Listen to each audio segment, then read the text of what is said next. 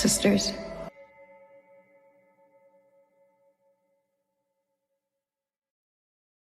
Yo, what's up, everyone? Welcome to Diabolical Souls Presents.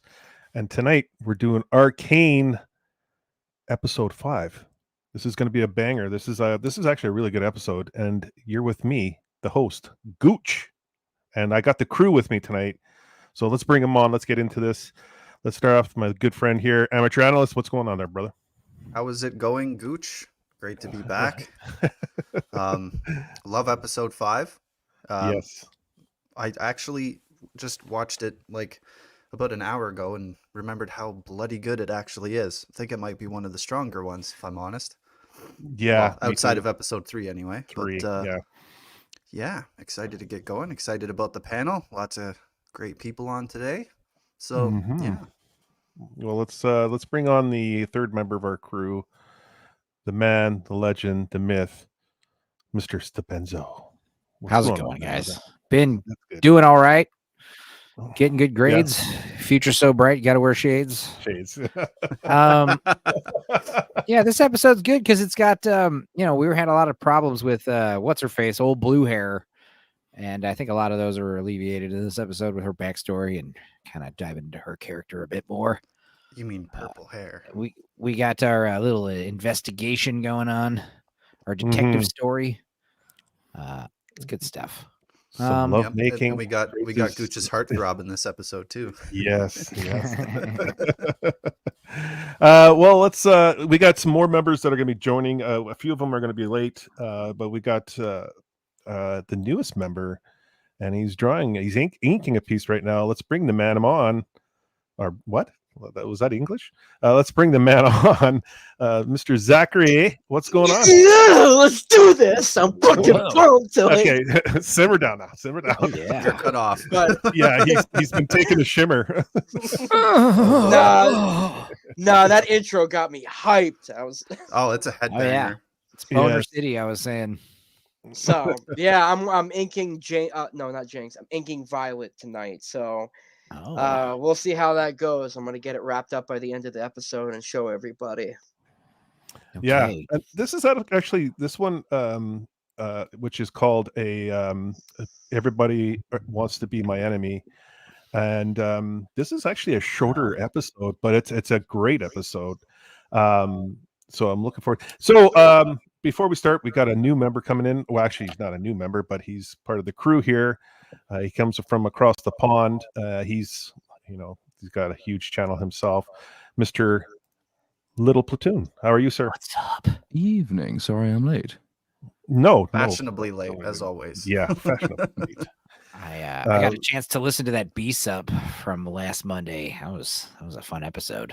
Oh, yes. Yeah. That was an unusual one, but can't complain. Yeah, everyone was buzzing about it the next day. I appreciate people that come on and spend their work, and he didn't have to do that, and to sit with you guys and talk about it and be civil about it. I thought it was a great episode.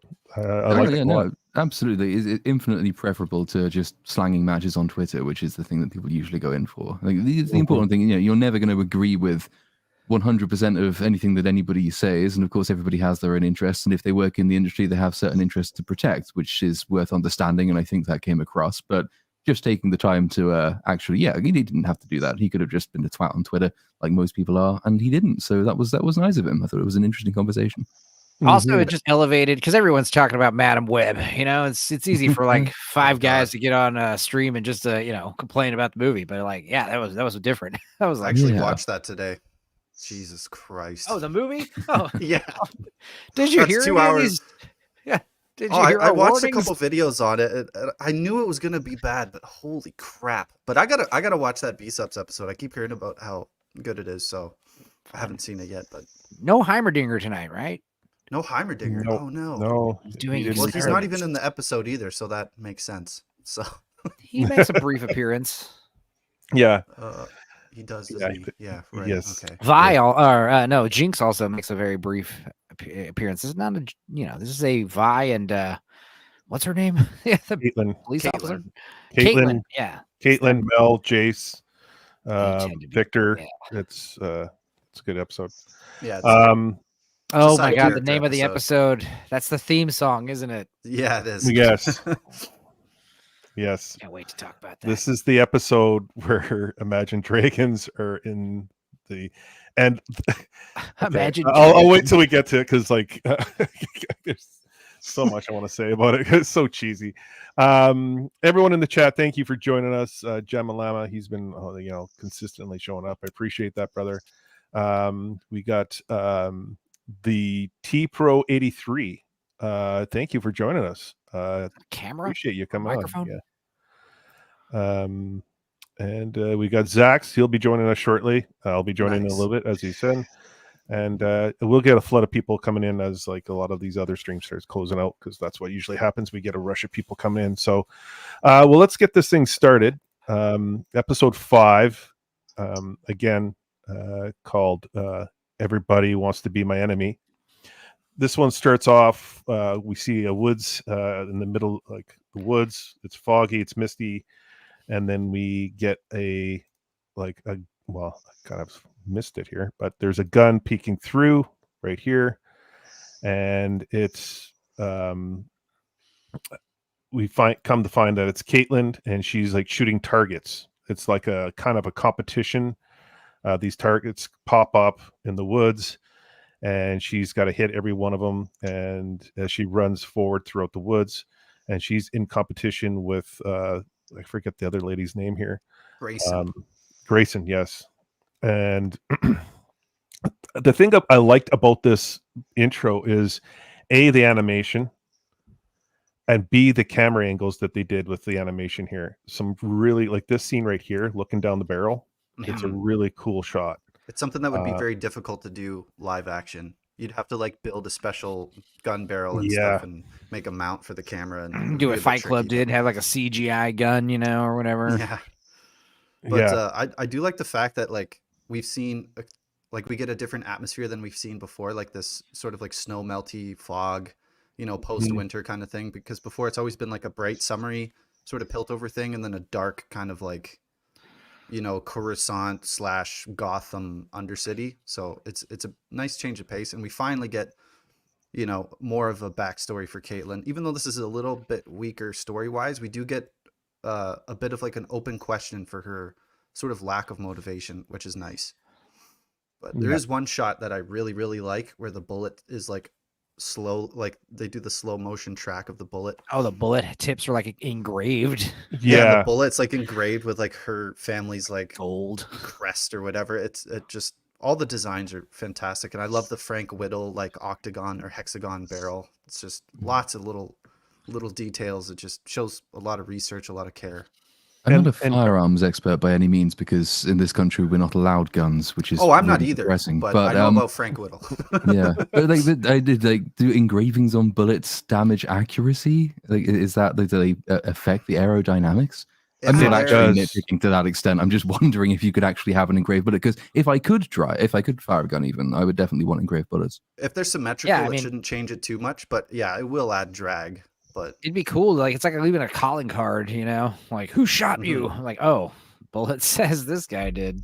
Usually on the bullets, usually on those kind of bullets, like it's usually in the bottom part of the bullet, not the like it won't be on the bullet tip, because it will its trajectory will go off because of the way because the bullet will go in a circle as it's going towards its target in a tight little circle, and then those carvings will like throw it off. They'll make the circle bigger or kind of divert it off into a different kind of a line of shot. So I don't like, it's cool effect, but it would actually like ruin her shots. It would kill, like she would not have the accuracy that she has in this show. Affect the accuracy a tad bit, if not a lot. Yeah, definitely doesn't help. I mean, yeah, but it's like it makes a really cool shot. So I was thinking From Dusk Till Dawn, we can forgive it. From Dusk Till Dawn, with George Clooney carves those little crosses on the bullet tips, and that somehow like helps. It's like, oh, silly. Oh yeah, if you like engrave the tip of a bullet, you put an X in it, it like shatters and splits off. In different directions. Mushroom. They call that mushrooming. That's a mushroom. Those gopher grenades, they're called, where they like I had no a hollow idea. tip. A hollow tip will like open up and like put like big holes in you. But a gopher grenade, they're like for use for like hunting like little gophers, and the idea is it'll make them explode because the bullets will shred on impact. So that way you don't have to clean up little gopher carcasses everywhere. But like, yeah, the idea of shooting a man with those is like, dude, yeah, not cool. Yeah, imagine go to a party and just spitting off these random facts. But they wouldn't work. Oh yeah. You know, that's like a red flag. Chicks, you start talking about. Don't ever look. It's like Dave Chappelle said in 200 Cigarettes. Like, don't have some good music on, smile, and don't talk about death. Well, speaking of guns, Osawatomie's here. Yeah, Osawatomie. How's it going there, brother? He knows all about guns. He would know. And it's extremely detailed. The carving on the bullet too, which is like, I don't know if you could pull that off. Like, if it's etched, it would probably be fine. But yeah, you take that bullet out of you and smelt it. And go to the pawn shop. Go to the gold dealer. So yeah, we're seeing Caitlin here as she's in obviously a competitive event that I guess they kind of do yearly. I'm assuming that's what they kind of make it seem like. And as we move forward here, they're at a party. The mom here, she looks like a bitch. Like she just looks like she's just. They make her like look like that upper class bitch that you just want to just. She's got the Karen shoulder pads. Say it, Jay. Say it. Say what you think. No, I don't. Don't say the C word. You're getting some real numbers now, man.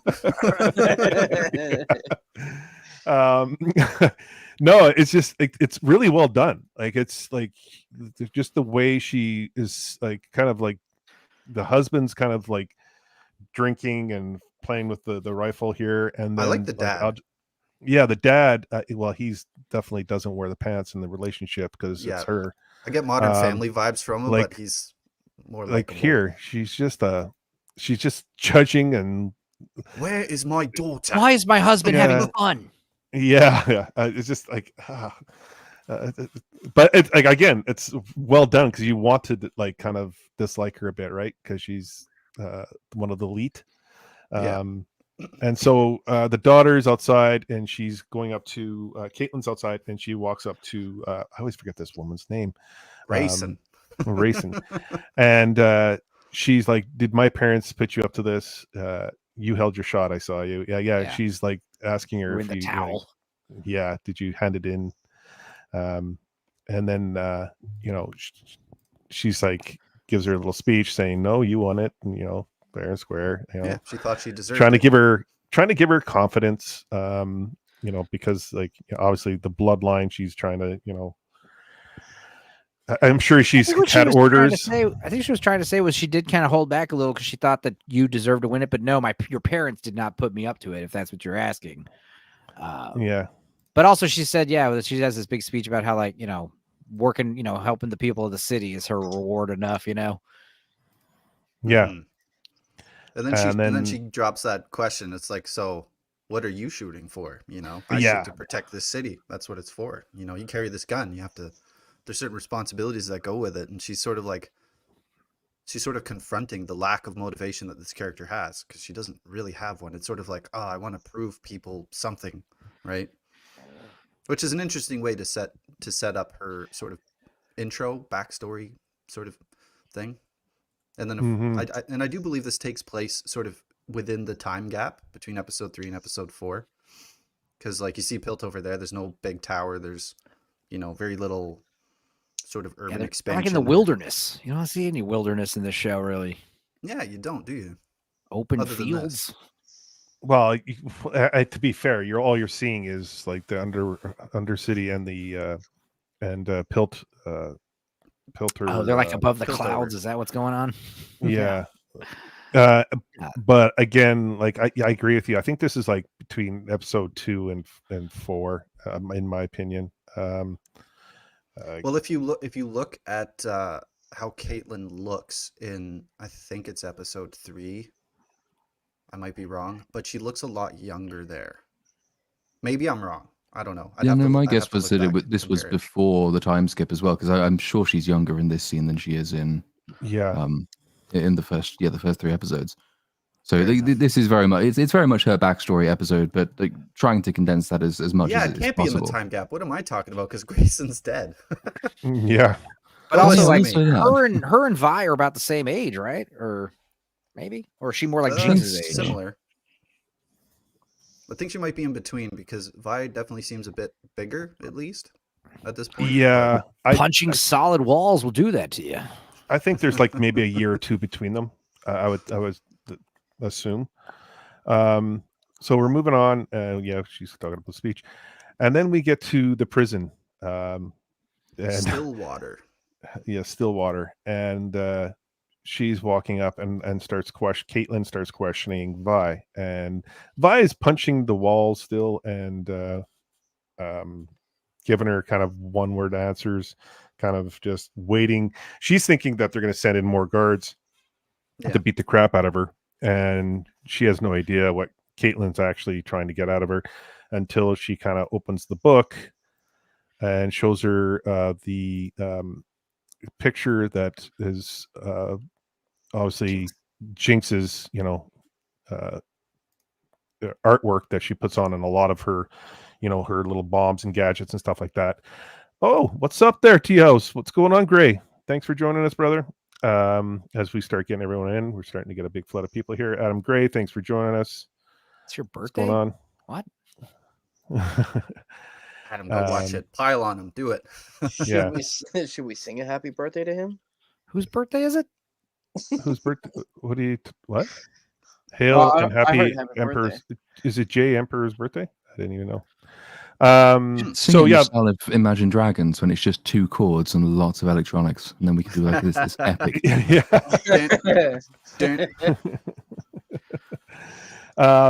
So yeah, Vi's here. She's like kind of conning Caitlin, and Caitlin's kind of, because Vi is like, I can show you where you can find this individual, and Caitlin's okay. I'll see, help you out, but you got to work with me on this and show me. And because she makes a comment of the underworld's going to destroy you. And Caitlin turns around because she was actually walking away, and she just turns back and says, "Okay, like, what can you do to help me?" And Vi's just like, I can show you. I got to get out of here. She mentioned Silco by name, and that's what. That's the other piece. Her interest. She's like, "What?" Because that's the person she's looking for. Yeah. You're telling me the guy with the evil eye is evil? What? Yes, the two-face red-eye guy. He's the bad one. He might be a problem. Yeah. But I do like the little detail, and they don't really spell this out for you, but she uses Jace's signature, which she got through sort of, I guess, the job application or whatever it was. She forged it to get Vi released, which is an interesting little detail. Wait, really? I think I missed that. Yeah, they don't say it out loud, but it's definitely implied. Because how else would she get his signature, right? Because they show us in the other episode when she looks at the application, we see his signature, so we know she's got it. I thought she leaves that there with her. Is Andrew late, or is he's taking the week off also? No, he'll be here. He's just going to be a little late. So calm down, blessed. Thank you, everyone, for joining in. We got lovely Sherry joining in. We have Dawn, Flaccid Phoenix joining us.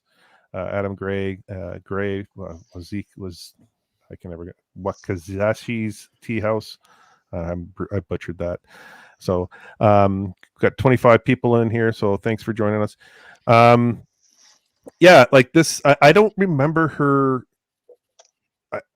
I thought she asked Grace or Jace to sign it for some reason. Did she? I thought she did because I don't think so. Yeah. Well, later on in the run, where they're in the bedroom again or something like that. I think, however they met up again, you'd think that if he didn't sign it, he would be like, "Why did you do that?" or "Why did you go down there?" or something. Like, I thought he knew that he was going to do it, and he was like, I might as well back you up on this to see what you can find, because the council isn't going to do anything, and I know that, so I'll give you your shot, if that's what you're looking for, because he has the authority. Okay, I'm gonna have to rewatch that. The T Pro 83 says I have issues with this scene. Still not sure if Caitlin should have let Vi out here. Well, it's sort of like this is the problem that always comes along with Caitlin. I think it's really just building on, because I had some problems with the previous episode and the way that she ends up here. She ends up talking to Vi, who just happens to give her the information that she knows. It's not that it's necessarily bad. It's just that with Caitlin, because that they are really introing her properly for the first time, there's a lot of catching up to do, and they have to skip a few corners to get there as quickly as they possibly can. This is effectively a continuation of the prison scene in the last episode, which I had some of those problems were present there, and I think the problems sort of recur here as well, in that she's gone down here, and actually it's only by accident that Vi happens to mention that Silco is potentially involved, because Caitlin doesn't even know what she's down here asking Vi about. All she knows is that Vi punched the person who she wanted information from. And she turns away to leave, and then Vi blurts out Silco's name, and then she gets interested, and then she lets her out. And it's what they do with it later on. You can earn charity as a show, and I think this show earns a huge amount of charity, so I don't even mind it too much. It's just that when you do compare it to the high standards set by the rest of the show, it's slightly lacking compared to the rest. It's very, very quick from setup to off we go on the adventure, and you have to sort of park some of the concerns about, would she have done it? Should she have done it? Is the information that she has to go by sufficient to justify the action, and all the rest of that? So it's not terrible. I think it's also that Vi kind of feels out that she's not one of these corrupt officers that she's probably dealt with before. So she's like, "Oh, you're not here to beat me up or whatever, or send someone to rough me up." Okay. Yeah, but there's a lot of serendipity here. But man, I just came out of watching Madam Web, and this is like world class in comparison. Holy shit! I don't even know how to review it. It's like they did everything wrong that they could. Holy shit! I know how you should review it. Don't. I don't really review, but just like the short little thing I would say about it on Twitter, I'm just gonna spoof it. Screw it. How am I gonna tweet it? Yeah. And this piece, this scene here where she's talking to the guard and she's like unsure. It just shows her she's so naive to the world, which is good, a good thing, because like you see her going to the underworld and you really get to see her eyes are bugging out of her head because she's just like in awe of like things that are happening down there. And like she's just like letting the guard know, and she starts questioning the guard, like, how many times do you guys go in there? And he's like, oh, I didn't even think to count. So she realizes that they've just been beating the crap out of her. And I'm just kind of curious, did she kind of start to think that she was put there for the wrong reason, like because of the response the guard gave her, or because it was like the look that she gave, just the way they played that scene out? Because it started off with him like asking, like, who signed it, and then he's like, he's not part of the council, and she goes, yeah, he is today. And he's like, yeah, he is today. And then he goes, 1 day, and she goes, no, actually 2. And then it gets into them talking about Vi and how she gets beat up. Then we get back to her going to the cell and letting Vi out, and then we get into this horrible intro. Mistake of the episode. I will appreciate say, the intro, but I don't like the song. I think the way she acts around Violet in this episode, really does go based off of that comment that guard makes. Because she's like, well, shit, she's getting beaten and abused every single day. I might as well just, go easy on her to some extent throughout the, as they're going along. Because, she feels bad. And, I feel like, like you said, that naivety part on her, I think she also responds to competence, because that's the other thing that you see in the opening scene when she's I always, Grayson, is that the name? I'm gonna get the name wrong. I always do. There's a couple of things that Caitlin responds to. One of them is sort of law and order and justice and sort of principled morality, and the other thing is competence. So she kind of looks up to Grayson because Grayson is quite obviously highly competent, and in this situation, Vi is taking on that leadership sort of role because she's taking Caitlin down to this world that she's completely unfamiliar with. In fact, this episode then fixes one of the problems that I think we all talked about in the previous episode, when Caitlin doesn't seem she seems a bit too familiar and jocular with the lower order police grunt type people. And this episode completely fixes that by showing her as the out of place, prim, upper class person in the down working class world. But Vi's her guide through all of this. So she's out of water and she's really just latching onto a mentor figure, kind of begrudgingly, even though the mentor is the person she got out of prison. Mm-hmm. Took the words right out of my mouth, Platoon.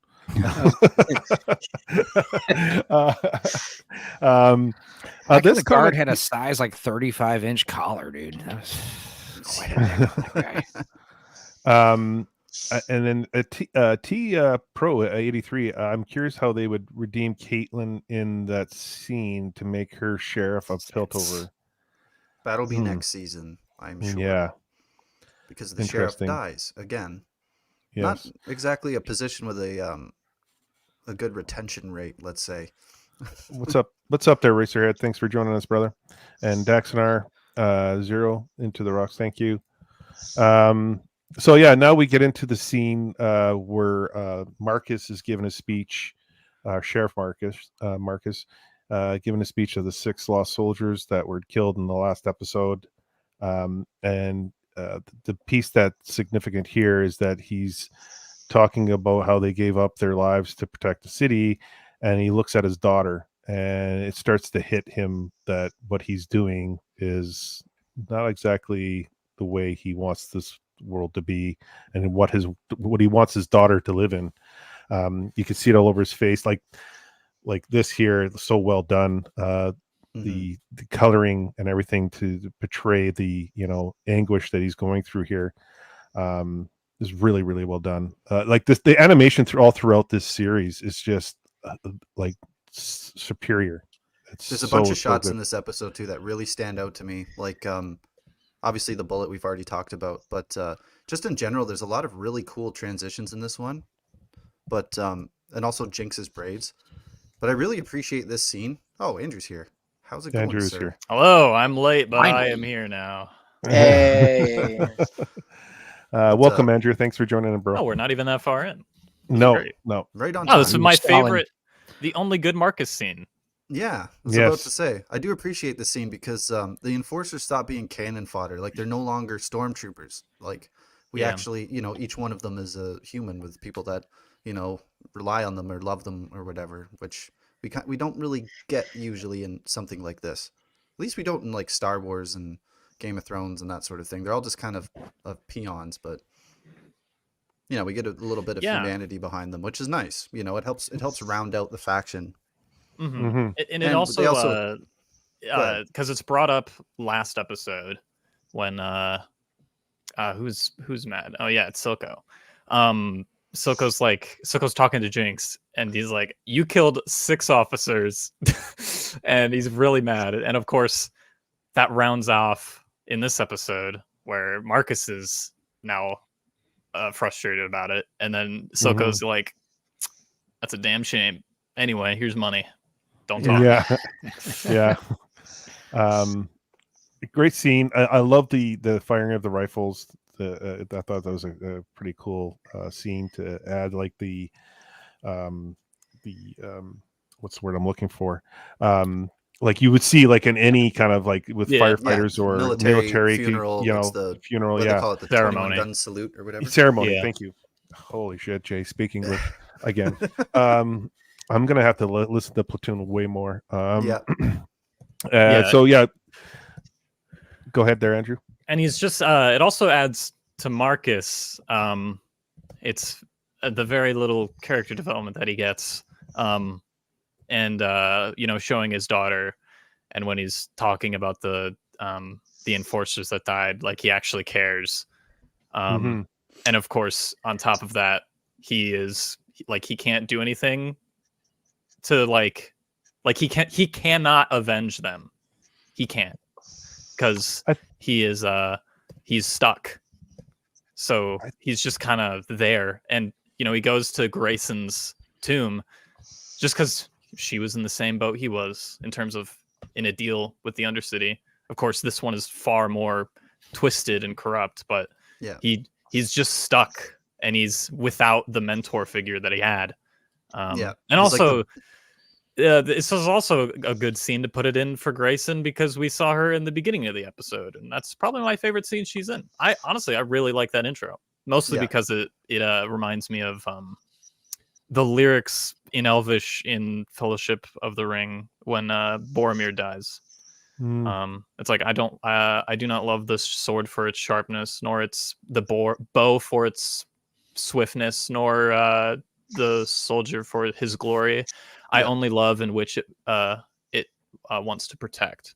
It's interesting because those lyrics are actually, sorry to nerd out here, but those lyrics are actually from Faramir talking to Pippin in the Return of the King. But yeah, anyway, yeah, and here it's like Grayson's like, I use this weapon because I know if I'm good at it, that means I can defend people, and that's enough trophy for me. Yeah, good scene. Anyway, this scene, good. Do you think this scene, or even later when he's at the desk, reflecting on everything that's happened, do you think there could have been a Vander flashback with, like, him, talking about, you have no idea what's going on here? Do you think it would have fit in these scenes anywhere? Because like it. Too on the nose. I was going to say it probably would have been slightly too on the nose, if anything. Yeah. Okay. It's always wary of putting flashbacks in with the sole basis of sort of hammering home the point that the character's supposed to convey on their own.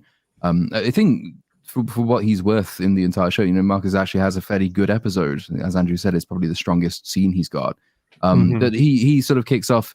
It's a fairly light episode, I think, content-wise, which is why you get long sort of musical sequences and the theme song being played by the avatars of the band. Like, that's always a sure sign that there's not that much happening in the episode compared to everything else. But to the extent anything is going on, it's the thematic element for this one, which is the price of corruption. So he's having to deal with that, and he's seeing the potential consequences. Obviously, he sees that in the men he's lost and the daughter that, who could die if he were to do anything. The price of corruption comes through in Jay's story arc as well as Victor's, as well as Jinx's, all the way through this. And so these are all slight parallels of each other, I think. Nice. Yeah, well said. Yeah, and also if Vander showed up, it would make Vi's, sort of flashback with him less powerful. Yes. Oh, I just mentioned it because, like, he's obviously reflecting on everything that's happening, right? And he's probably reflecting on what Vander said. Yeah, I think the coin that he keeps, I think that does enough for sure. Yeah, because Vander was there. And I'll also like the whole shock of episode 3 is Vander is gone, and he cannot, or season 2, but he is not coming back. In terms of the peacekeeper that he used to be. He'll no longer be controlling the Undercity, or to the extent that he was anyway. So, but I definitely don't dislike Marcus as much as some people do. And I always come back to this episode because it's like, he sort of comes to realize, like, he was a bit of a shithead in the first act. And then now things have become complicated, and he sort of understands, and he wants to be a martyr. He wants to do the right thing, but he can't, which we get in this next scene with Silka, which is great. It's basically like straight out of The Sopranos. You got to play along. If you're not going to play along, then, well, we're going to kill you and everyone that you love. Yeah, this is a great mafia scene with Silka. I think the grenade scene is when he comes back after talking to Jace, but and we get the best transition, I think, in the whole show when he blows the smoke ring up into the air, and then it goes to the tower Piltover, and it's like, oh man, that's like thematically relevant. That's like, this is amazing. This series does that a lot, where like when they do a scene change, there's some kind of shape or just the framing, or there's something in the frame that's repeated when they go to the next scene, which is, it's very consistent, and they do it like very, very well. Super cool, especially for film nerds. This episode jumps around a lot. I think it's probably the one that jumps around the most, because when I was writing notes, I would write one note for a scene and then it cut, and I was like, "Oh, okay." I was like, "We're moving quick here." Yeah, what's the shortest one too? In this one, I think this is the shortest episode. One. Yeah. Great great sequence here with Silco just acting like the big mob boss, just with a cigar. It's like like you mentioned, a big Tony Soprano scene here. Just like, about it. Yeah, just showing his power and his ability to get away and this convince shot people. Here, this shot's great. Like he's stuck. Well, the camera angles in this frame. episode, the camera angles in this episode are great. Like we were talking about, looking down the barrel of the rifle in the beginning there, and then the reverse it the other way, looking back at her, looking down the barrel. It's some really cool shots. Yeah, and I love the subtle little like sort of like, what would you call it? Like oh god, I had the word in my head and now it's gone. But like the hidden meaning behind, the camera looking through Silco's arm at Marcus. It's like he sort of has him in a headlock kind of thing. Right. It's a bunch of subliminal kind of stuff. Not subliminal. I can't think of the word because of my smooth ass brain. It's just I just forgot the word too. Your smooth brain is contagious. It is. Blocking. Stay away. Blocking Yep. is like, yeah. And I actually think they stole this scene from a Sopranos episode. I'm positive Tony Soprano did this. It reminds me of a scene, but I can't place it. This transition though. Yeah, that's a nice. Perfect. It's so good. Great. Yeah. Very nice.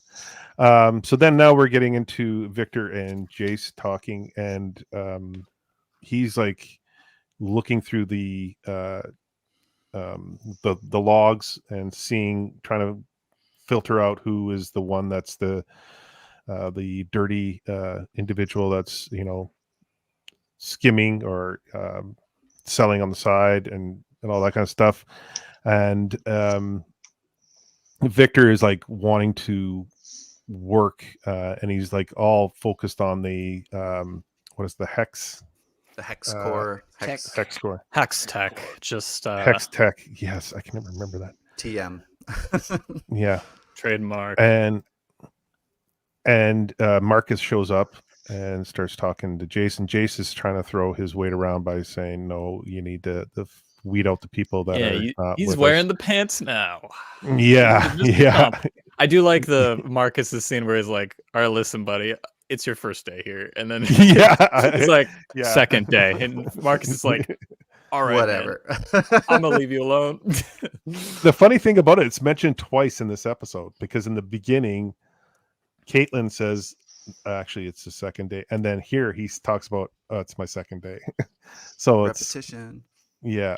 It even happens at the end when, or it's like assure of yourself. At the end of the episode where Caitlin, has been through the Undercity, having no idea what's going on, and then once she has a gun in her hand, now she controls the situation, and then Vi says, "You're a pretty good shot," and then I'm a great shot. Caitlin says, "I'm an excellent shot," and it's like, yeah, people can be like dumb and unconfident in themselves in other areas. But like once people get into a situation that they know, like they just lock in and like they know their strengths, which I like, instead of just making people stupid for no reason. Completely off topic. What do you reckon they actually build this platform for? Is it just there for them to look cool? It's the Vertigo it's like Star Wars. It's like Star Wars. I want to know what like metal Phantom they Menace. use. Yeah. You just stand in here and look down. It'll wake your ass up like a cup of coffee. It'll like, I would not like to stand on that platform. That would freak me out. You stand there and you get cancer. That's what you're doing. You're standing there and you get cancer. It's like Phantom Menace. You got to put on lead underwear before you go in here. Yeah. It's like Phantom Menace. I thought the There's just same random thing, corridors and giant like staircases and hallways going everywhere. Does any of it mean anything? No. But is it a cool place to have a lightsaber duel? Yeah. It'd be I want great to know what that be bridge one. is made out of, though. But like, I'm no engineer, but what's it being supported by?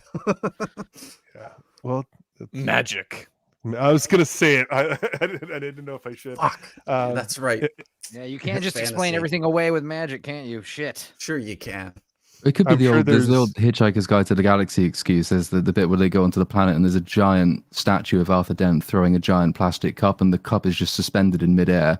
And they ask how the hell it's just floating there, and the answer is it's art. Art keeps it up there. Ah, Hey Jana, I thanks for love joining that us. book. If you haven't read that book, Radiation. you have to. Hitchhiker's Guide to the Galaxy.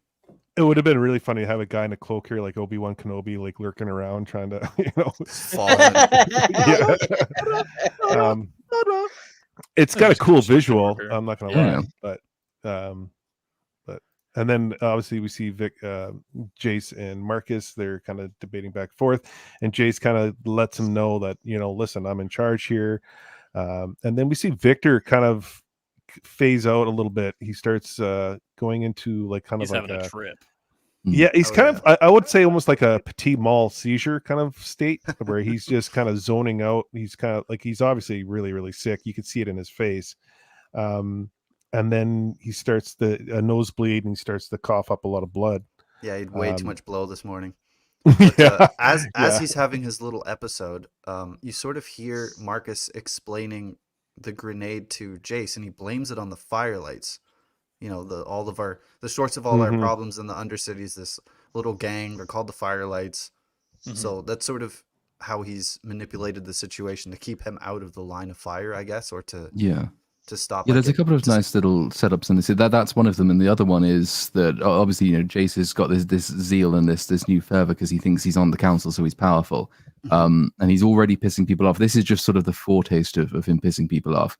Because we go on to discover that in acting rashly and not considering the nuances of politics, he's pissed off people who are going to cause him some real damage, which actually puts what's her name, the woman who's Mel puts Mel in the position of power, which has been building up throughout the entirety of this particular arc. Is that she's put him in this position because the politics is the thing she knows how to control, and now she he knows how wants to to control build him. a wall. Now he wants to build a wall. It's very effective. Now I like that little bit of setup. I think he learns things a bit too quickly later on, and it's also, I think I bitched a little bit about the politics in the previous episode as well, because the council that now hates him is the council that put him on the council after having previously vehemently disagreed with his plans for what he would do if he was on the council. It's like, you're idiots. What are you doing? But otherwise, nobody else is foolish. But we will not grant you the rank of master.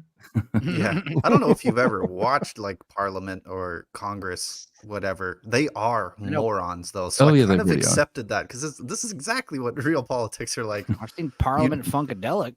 Like 5 years ago, someone they indicted, they elect and say his praises, the next year. And it's like, don't ask questions. Yeah, don't ask questions, bigot. Listen, he was on the island. He's allowed to come in, all right? I just want to say quickly to everyone, thank you for joining us. We're close to 40 people in the chat now. Thank you for joining us. Appreciate all of you. So yeah, now we get to Jinx, and I love this scene. Let's go. Yeah. She's just fooling around. She's got the mindset similar to, I would say, to like Victor, where she can just take things and build on them, and and she doesn't have she doesn't have the education. She has the ability to take pieces and just fool around with them and build. And she's like working with the what's the little blue thing, the hex gem. Hex gemstone, fooling around with it, and she's like gets a flashback from Klager and Milo. This is great. This is a great shot. And I think I said his name right for the first time. Klager, you did. Klager. I usually say plumber or Klugger or whatever. This was a cool sequence because now you see the mind of Jinx really come to life, where her mind is kind of fractured into 2 or 3 mindsets. And it's really cool. I love how they do it. And then she's like crying at the end because she sees them again, because like they died because of her attempt to save them. Yeah, it works really well in it was an conjunction. Yeah, it works really well in conjunction with Victor's as well, because as you point out, that they're both doing these experiments at pretty much exactly the same time, and they're both meeting frustrations. But in his example, it's actually his deep flaw which creates the breakthrough. It's the blood which goes into the machine, which he has no control over. And in her example, it's getting over her deep flaw, which is that baptism scene when she sort of lets go of this traumatic past of it. So in one instance, you've got the weak man flaw, which is prohibiting it, and also the weak man flaw, which is enabling it. And actually the same result occurs, which I think pays off somewhere in a later episode. Yeah, it does. The baptism scene definitely pays off at the end. It What's pays up, off a Nadia? bunch of times. So my Thanks for question is, joining. is like the baptism scene. I know what that was like signifying, but did that chemically push her? Man, I can't talk. Did that chemically push her to further insanity, or was that just like he was just showing her how he was able to embrace his new him, and she was just kind of playing along with that. I think I it drew was Jinx in this Sketch that pose in just like now. 5 seconds. wait, how About how- 5 minutes. Nice. But yeah, Oh, let me actually Captured put that back up. yeah, Are Jinx we just drawn doing the tonight? same pose. Yeah. Nice, not bad. Have you drawn a paedophile on the other page? That was a vampire. It was like some kind of vampire. No. Who's Peter File? PDF file. Yes. I Yeah. have PDF files all over the place. I just saw a moustache and a slightly It was a peculiar little looking man. vampire. Yeah. Oh, okay. A little Nosferatu looking guy. Okay. So this part right here is like, I always go back to the psychological aspect of it because I love that stuff. Because now she's right into her brainstem and she's in terror, which would like be the brainstem, and it's amazing how she goes from the limbic midbrain to the brainstem, and she goes from like fight or flight to fear to like terror, and then she keeps bouncing through those 3 phases all throughout these episodes, where you see like Vi just go from calm and alert to alarmed and then in fear. Like she can reasonably use logic and think, and then she can go into fight or flight. And you see these characters just because they're so like, because then that's what you see with traumatized individuals, especially kids. And it's amazing how they portray it in this series. Yeah. And I always looked at it as that trauma was sort of like that break in her psyche, and that trigger that brought that trauma back in her reliving it. I always thought there was a bit of like a multiple personality disorder there. So like Powder and Jinx sort of both are like fragmented parts of her psyche, and depending on her environment or whatever triggers she encounters, she either acts like Powder or like Jinx. Because you kind of see that a little bit, like she starts acting like a little girl in certain situations, like when she's in her room. That's or the whatever, she's brainstem. Powder. That's the brainstem Is that part. what that is? And then Okay. that's the brainstem part. And then like that's what I mean, the 3 parts. Like those are the 3 minds of Jinx.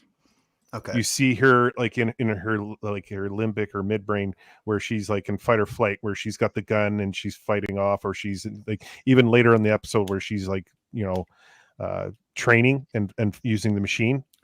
She's kind of in that limbic system, and then you get her like into the like more of the midbrain, where she's just kind of like full out like fear and fight or flight combined, and it's just like it's another character. I think that's more of the anger and trauma sitting right there. So you see a lot of like personalities throughout her, and the way they do it is incredible. That's what I love most about this. Well, it feels if it that feels makes sense. real. Sorry guys, I don't know if I kind of It does make sense. Another thing that I like in that scene, the bunny shows up again. The bunny comes out of the box. That's later. Oh, yes. does it come out of the box here? Oh, it falls Yeah, out of the box. because it Right, explodes. it falls out of the box. Yeah, the thing goes whoa, whoa, and then the box falls over, and then you see the bunny and the flare. And shit, that right. right there. Yeah. So and the flare, yeah. bunny theory. My question with her psyche, like the whole thing that she's dealing with, is it really all just fractured based on the fact that she blames herself 100% for that's everything? part of it. Okay. The other part well, there's is a that lot. There's a lot there. There's She's a lot. seen her parents die. She was actually being more of the caring, nurturing person when Vi broke down on the bridge. She was stepping up to be that role, and then she kind of went back to being the younger individual, and kind of there's like a lot of layers of trauma for her. So she's seeing it. But she's not actually dissecting it like Vi is. Her brain doesn't acknowledge everything that's happening, and then she gets bullied right through with all like Milo and Klager and then she gets betrayed. which is yeah, betrayed. betrayed. which is part of it. Betrayal And might the be the death- strongest factor, actually. Yeah, and there's the a blame lot is of hard, death. but betrayal is impossible, right? I know people that Yes. have been betrayed; they never get over it. They always get over guilt. They always get over certain type. Well, depends on the person, but betrayal is the one that I've never seen people move past. Well, it's it. that it's the thing Silco describes, that pain that feels like it'll eat you from the inside out. Mhm. It's what'll make you strong. Yeah. Yeah. So, She's got so many layers of trauma in there, and like, for her to actually function like she does in parts of the series it's amazing. And Vi being like, because she's older and she is parking a lot of that trauma away and not really dealing with it. She's just more being that typical angry teen, and then being more of an angry young adult because of everything that's happened, right? Yeah. It's unbelievable, though, the writing. Like, it's really well done. That's why I love this series. So now we get into Caitlin as she's walking with Vi, and there she's talking about taking the bathysphere, and she's saying it's got a nice view. This character is He beats them down there, which is hilarious. Yeah. And then Vi just drops down and starts doing her parkour. And Vi and Caitlin's kind of in shock, like, what? And she's watching Vi just skip to the loo all the way down. And Caitlin's taking her time climbing down there to the bottom, to the underworld. Let me keep moving forward. So, like, yeah, just this scene is just them just climbing down. Then Vi gets to the bottom, and she gets I want to put that part up, or is it right here where she gets down to the bottom? I think you were just at it, actually. Was I just at it? Okay. Yeah. Watching a lot of these scenes go through, my whole time watching it for the first time, I was like, my heart's beating because I wanted that altercation between both the sisters and shit, because I was my girlfriend sitting on the couch and she's just like, shaking me. She's like, "Oh my God, is this gonna happen this episode?" I'm like, "I don't know. Just keep watching." Like, we were just on the edge of our seats with everything that was being built up and how much they were showing in this episode. I thought everything was gonna get unveiled to some extent in this episode, just like, and then shit was gonna start to get crazy as it unfolds after this. Yeah, I gotta say too, my first time watching this show, like, I was so excited to watch Vi interact with this world that's completely different. It was just all of the groundwork that they've done, like all of the things at play, and it was just like, what's gonna happen? This is like baking soda and vinegar. It's like you're watching like a pre-detonation or something. Something big's gonna happen. I can't wait to see what it is. Chlorine and gasoline. Yeah, that's a good one. Yeah. Stand back, boys. This shot right here, and I know I have it in the intro, but that and then it switches to this part right here. Unbelievable. Hardcore Henry. Yeah. So what is it? So being going to the Kubert school, our instructor Lee Weeks, who's a famous Marvel Comics artist, Yes, known for Daredevil and Captain America, he was going over a lesson, and he was talking about when it comes to your money shots or your big moments as a creator, and you're trying to really show everything and at its biggest moment. Those are the most important moments to really take that moment and minimalize it the best way you can. So that scene that you just showed where that's her moment, she's out of jail, she's in in her old world for the first time again after being locked up for so many years. A moment like that, you think that's what you want to show. You want to show everything, but no, they pull it all back, and she's this small and the background is this big. And that's why that's why it's so damn beautiful, because the storytelling, like you guys were saying earlier, is on point. And I agree love completely. those cues. And you see that again in this shot right here, which in my opinion is the money shot, because the Yep. music This even one's huge hits this too. nice low depressing note, and it's like this subsonic sort of like booming undertone, and it's just pure anticipation. It's fantastic. I love this episode. Thanks for joining us, brother. What's up, people? What's going up? on? I got a fun story to share Oh, let's hear it. about Arcane. Oh, My oldest boy was over here tonight hanging out. He's 19, so he's not a boy, I guess, anymore. But we watched Arcane together the first time through, and we both love it. And I told him I'm talking about it tonight on YouTube. And he goes, "You know what they should do with that show is they should take those great characters and make a video game that doesn't suck out of them."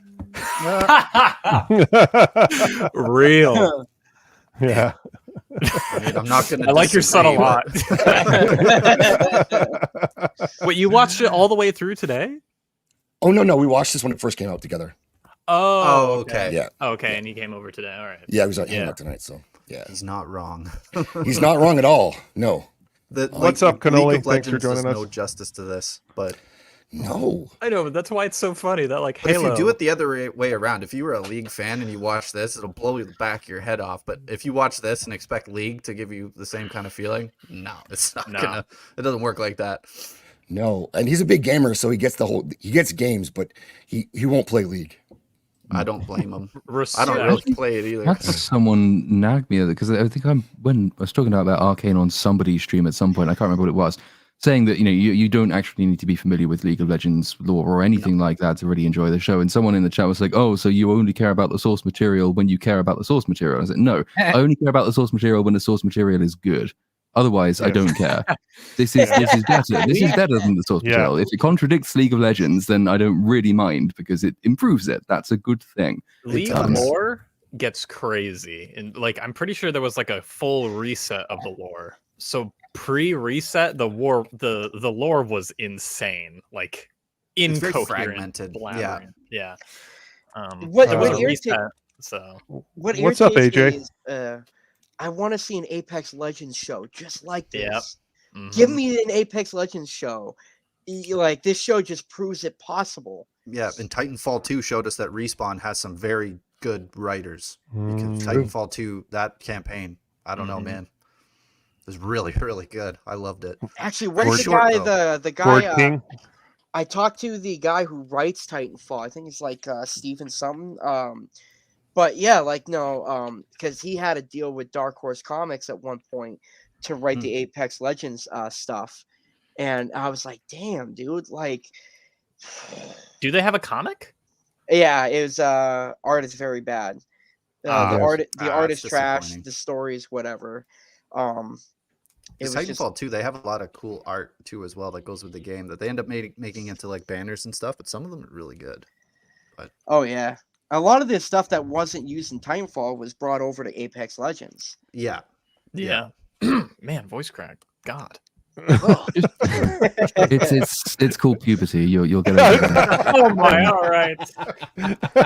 He's got his little mustache now. Hey, go back just a few seconds. There's a great moment where, like right between these two shots, there's a part where she gets into the sewer for the first time, and she takes her hoodie off and just takes a big deep breath of the, Yep.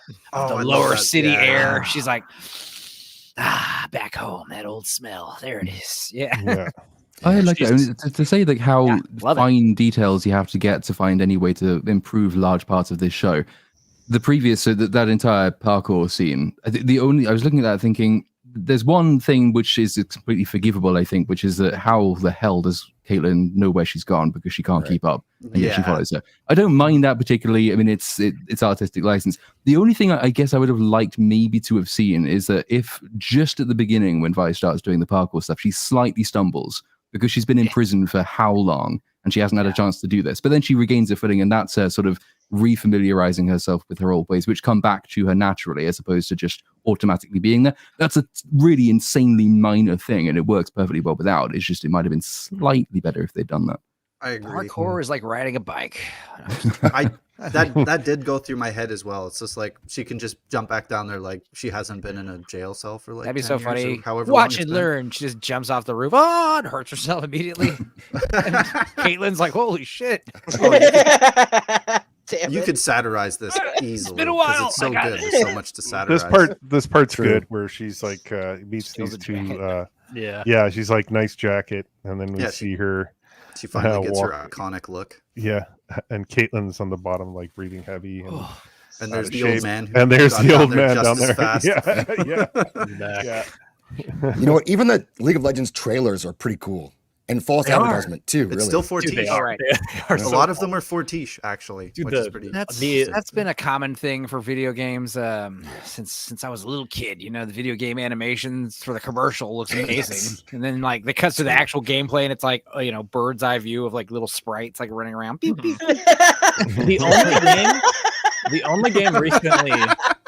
No, he's spitting facts. I was so pissed because I remember Ultimate Alliance. One of the greatest fucking. Yeah. Yes. Thing, Yeah, I'm watching the cinematic trailer. You're like, dude, I'm hyped, and then you get in, you got like these 4 figures like down shot. Fucking That's isometric the view. game. You're like, what? The only game recently that lives up to like the hype and feel of the trailers is Helldivers 2. That game is absolutely I gotta Well, that's the thing is incredible. like we are at that phase where like you don't need the false advertisement anymore. Like I remember the trailer for Alien Isolation. That was a game that's like you just show the footage of the gameplay and it's like I'm sold. Yeah, Helldivers. Canoli told me to play that game today. Dude, the immersion is great. Yeah. I Starship feel Troopers. it The is game Starship Troopers. unofficial. Yeah, Apparently, it just so has like this good. unlimited end goal that makes it just incredibly addictive to play. I haven't played it yet, but I've been Well, it's hearing just like nothing but yeah. good things. It's kind of kill like the bugs. it's like Deep Rock Galactic. You just show up, you kill bugs, and then you spread democracy. That's it. Yeah, Democracy. Ew.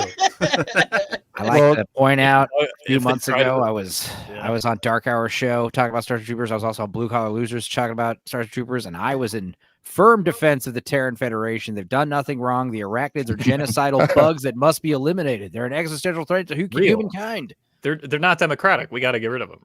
Yeah, but communists on Twitter really like the bugs. So Yeah, the irony. Well, we Also, can kill them Heinlein too, so was that's surprised fine. me. Yeah, he was like a huge anti-communist, so that's why the bugs are literally evolved to be communists. Well, yeah, but he went mad though. Like he was very much like that with Starship Troopers. Then his next book is Stranger in a Strange Land, when he's basically just a hippie. So like, yeah. trying to read anything into Heinlein is an interesting one. Yeah. I know. Well, getting back to this, we got Victor here and Jace in the background, just spieling his spiel. And Victor's trying to crack the puzzle to this hex. Victor is the real man. Yeah, He is. Victor's got a he's- time limit. He's like on a time crunch. Yeah, Justice for Victor, man. true. Guys, I I know like people sometimes need a doctor to tell them this, but yes, if you're coughing up blood, you go to the doctor, man. Don't just like wait for that to get better. No, for fact, honestly, dude, like once he was doing that shit, like his fucking friend, Chase, whatever his name is, he should have stopped what he was doing at that moment and actually started taking concern more. He so. was He banging Mel when as when Victor that came up. Victor can't be He like, couldn't oh, have been I'm a fine. better Don't friend worry in that about me. situation. Victor, Sorry. as the guy coughing up blood, you got to be like, yo, dude, I need to go home. He's dying of radiation poisoning from that damn hex I quartz. don't think we should Plutonium, hang I'm out in this telling room you. anymore. Yeah. Then we get this scene. I love this guy. He's getting bombarded with beta particles, and now he's dying. We shouldn't hang this out is- in this room anymore. Aplastic Yeah. anemia. So yeah, these two are talking. Victor's like working hard, like he's overworking himself, trying to figure out the combination to He's a the man. hex. Yeah, and then it goes right back to Vi and Caitlin here, and Vi is like loving the Chowing the down. food. Yeah, Shit makes me Mowing on hungry. I'm some not gonna street lie. meat. Happy fish man. yeah. And they do eat at the same little food stand in the enemy sort of music video, which I watch on mute, but great great animation in there. And they do show a scene here where they're as kids eating there, and it's very cute. So yeah, kind of neat. And it looks like a restaurant I worked at. Definitely not above board.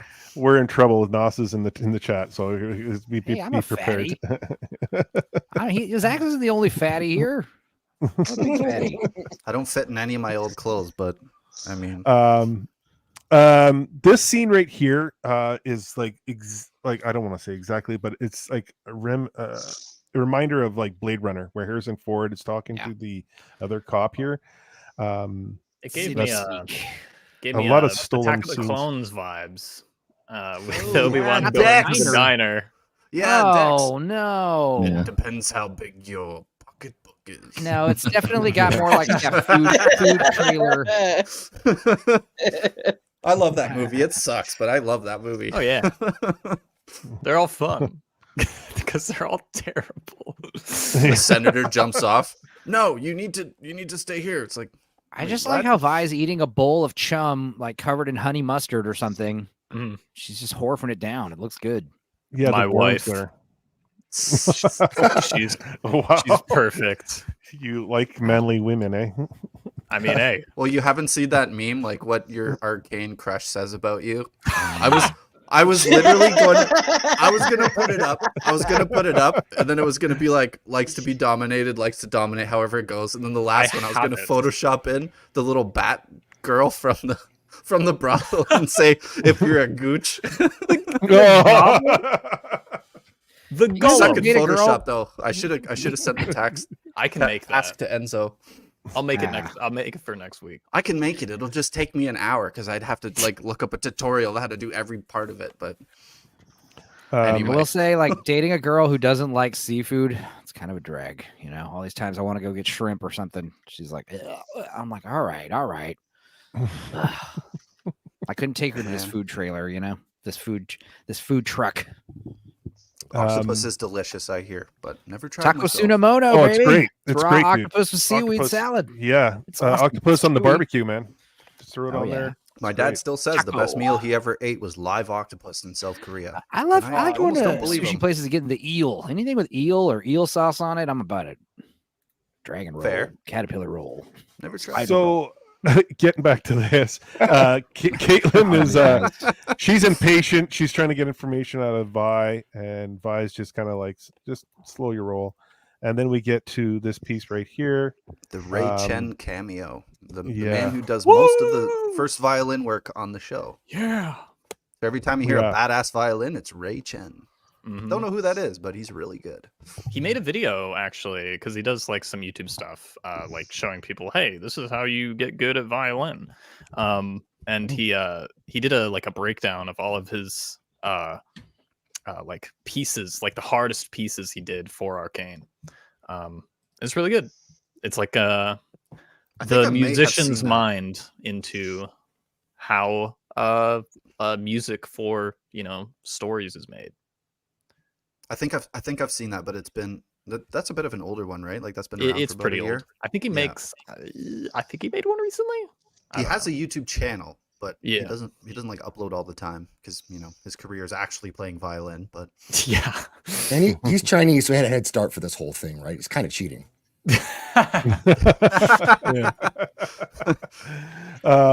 So this is the part where Mel's kind of grooming Jace here about politics and how Mhm. to do the behind the in the back room kind of politics, and she introduces him to this lady here coming up. Where it goes the Vi. Okay. yeah, it goes. it cuts later. back. Yeah, Yeah, it cuts back. Vi is going into back into the last drop, and she's setting up the punching machine, and she's getting a couple little flashbacks, and then she She puts it shoots together. she shoots a bird. Yeah, bro. she Can shoots a raven. Can you Yeah, actually go back and just play You that play little that? moment? And Yeah. I want Yeah. you to look at the animation of her braids. And I just want to remind everyone: there's no physics simulation. There's no mocap. Some dude animated this by hand, and they move so perfectly. Like when she twists around and they wrap around her leg and slowly like come to a stop. It's perfect. It almost looks real. It's just that like I'm trying to learn how to animate myself right now, and when I look at stuff like this, it's unbelievable. I think it's a little further back when she twists around, but Yeah. Oh, I could. When she's walking in. yeah, right when she's like, I She think it's hears right the here. crow. She hears the crow and then quickly twists around. This It's amazing. right here, the way those Yep. braids Oh, stop, yeah. it's fucking unbelievable, dude. Ugh, I don't Yeah. know if anyone here's tried to animate, but well, I know Jay has, but like, holy shit. Yes, I've only it's- watched people over the shoulder, and I'm just like, I'm gonna leave you alone. You look like you're going. You've got 10 hours of of hating yourself. So I'll leave you alone. Especially something like this with the amount of detail that's going on, the amount of like tertiary movement and stuff. Ugh. That would be like CG stuff. It's definitely CG, but it's still animated. Like you still you don't just hit a button and it happens. Mm-hmm. Yeah, you want your illustrations, your animation to be slightly exaggerated, and that's like it's the problem with a lot of this rotoscope stuff. It's too real sometimes. Doesn't have that oomph. And her hair, like I've said it before, reminds me of Cammy from Street Fighter. It's just like these ridiculously impractically long ponytails, but it's awesome, you know? Yeah. Mm-hmm. And here we go with the the scratches. All the scratch filters are great. Yeah, they're like the Batman, the Batman onomatopoeia pals, you know, and stuff like that. You can probably play some of this because we've told Jade before. Great. You can probably play a lot of this.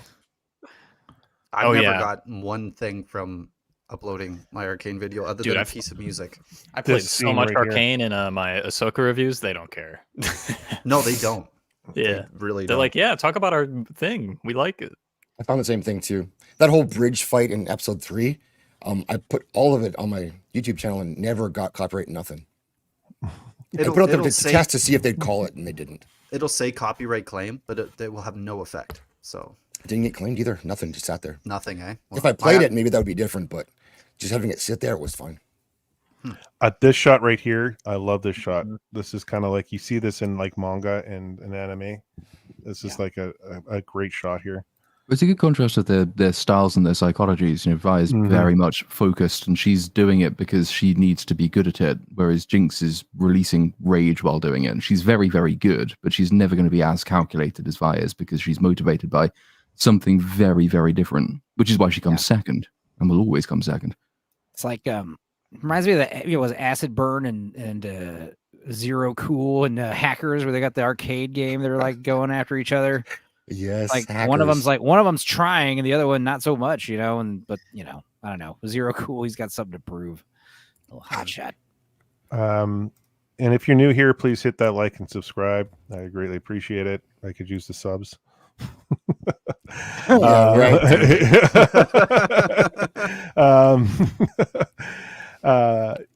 This is a great sequence here. I like this a lot. I think Jinx is like my favorite character. Like there's just so much to her. She's the best written character, period, full stop. Yeah. Fight me. There's a couple characters I like. I like Victor a lot. I think he's underrated. I think he's grown on me through this rewatch. I never really cared about him before, but on this rewatch, I'm starting to find more and more that like I don't necessarily relate to, but I like appreciate more. But Vi's still my favorite, I think. Yeah, Vi's my favorite too. Wow, we know why Vi's your favorite. Haley Steinfeld, my wife. But just go hold on, Gooch, because didn't Issa Lopez say you hate women? So how can you like these characters? True Detective season 4. That was that. I only watched one episode. That's all I needed to watch. That's right. That's too much. Oh, that's too much. It's dumber. It gets dumber. I only saw the first season. I tried with second season and that's watched You've like seen 3 episodes. You've seen the good part. This ain't the same. Yeah, they don't reach season 1 again. 3 is better than 2, and they're all better than 4. Which one's Chris Rock? Which one is that? Fargo. I'm thinking like Fargo. Yeah. Which ones? I don't even know which ones are which. Yeah. Silco is my boy. Yeah, Silco. I think I'm team Silco here. Yeah, I really like Silco. He's a compelling villain, and you know, I don't know. I'd be listening to him. Maybe I don't know. I'm 100% on for Echo as my favorite character. But if I had to choose a side, dude, I choose Chaos. If I was living in this world, I would definitely be siding with Silco. Yeah, me and Zach are Undercity people. We've established this. You said your favorite character was Echo, and I just had this flashback to that. Yeah, that's what No, Echo with 2 Ks. I'm old, man. When you guys say Echo, I think of that dumb dolphin video game. Oh, I picture a dolphin every time you say Echo. I'm like, the tides of time. Collect the rings. You guys go ahead and talk about Vi and Caitlin. I'll be right back. Give me 1 second here. Now let's talk about sushi because it's gonna upset Jay. Let's talk about food. Or what scene is it? Oh, it's this one. Yeah, I like the scene. It's well, she's looking at the last drop, Oh wow, why did my camera go I was black about and to say, white? why have you gone black What and white? the- Are you in like a Hell film yeah. noir I detective hope- story? Hold on. I hope All the right, sensor let me didn't get die. the No, I like it. cigarette. I like it.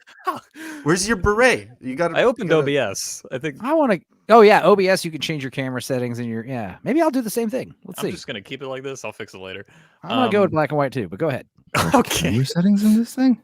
So If you open up OBS, you could open up your camera settings. Mess Oh, with it. I'm using Streamlabs right now. How do you think my lovely little cartoon guy's on the screen? Oh right, yeah. Let's All all go right. black and white with Jacob. let's not talk about the I was show. Let's wondering talk how to about do Yeah, I that. see. OBS. We're doing a really good job of talking about this scene. All right. Hold on. Do I have it? I think I wrote it down. Yeah. It is a very. It's a strong. I'm trying to think if we've got to that bit. Yeah, because obviously they're walking into the underground, and obviously Caitlin is still being shown the ropes. And this is the bit where, again, we're giving extra reasons that we have to hate the show because not only are there women in it, but one of them is quite possibly gay, and we can't like that either. That must be woke shit. So Well, both you are know, actually gay. automatically this episode gets like 0 out of 10, just so I can keep in line with my online persona. But yeah, I like it because you have Vi, who's looking at the last drop, which is her home, or was her home, and then she's furious about it because Silco's taken it over, as long as with the rest of the lanes, and made it into everything that she has hated about the Undercity. And then you have Caitlin, who says, "That place looks like it's got bodies in the basement, doesn't it?" And You don't know anything. well, it is. It's like, yeah, it does, but also shut up. Yeah. Because also you see like Vi like grip the bar Railing. Yeah, the railing. Yeah. By the way, I leave for 1 second. You guys go freaking Better Call Saul on me and go in black and white and talk about camera work. I'm watching that show. It's great. It's a great show. Episode 6 is the best piece of television I've ever seen. It's so good. But anyway, this movie or this show. What's going on, Copa? If they had mullets, he says. Jeez. Yeah. So then it bounces back to the Jason and Mel scene, and she's introducing him to one of the council members. All of the council members, really. Yeah. In the montage. Well, she introduces him to this one. I forget her name, and then it doesn't matter. And he's actually looking out into at the violinist, the opera there, and Mel's kind of talking away, and then Jace kind of realizes this is the only way I'm gonna have to go along with this. He doesn't want to do it, but he has no. to. Game. And like he's very frustrated, and then as soon as he turns around, like the facade is on, and he's just talking to talk. Mm-hmm. Yeah, and it's interesting because what he's done up to this point, because he's sort of been acting from this point of like altruism and whatnot, but he sort of stepped on the toes of the interests of the rest of the counselors, and so he's become like their common enemy, and he doesn't realize this, but Mel does. So she sort of like points this out to him and is like, okay, so we have to sort of swing this in a way so that they want to be on your team more than the people that want to be against you, because like you've already shown us that you're capable of bringing prosperity or some level of power or whatever, and we need to play into this kind of deal, right? So we need to make deals with these counselors. I'm going to help you, but you kind of have to put on your fake smile and lie a lot, because that's how this world works.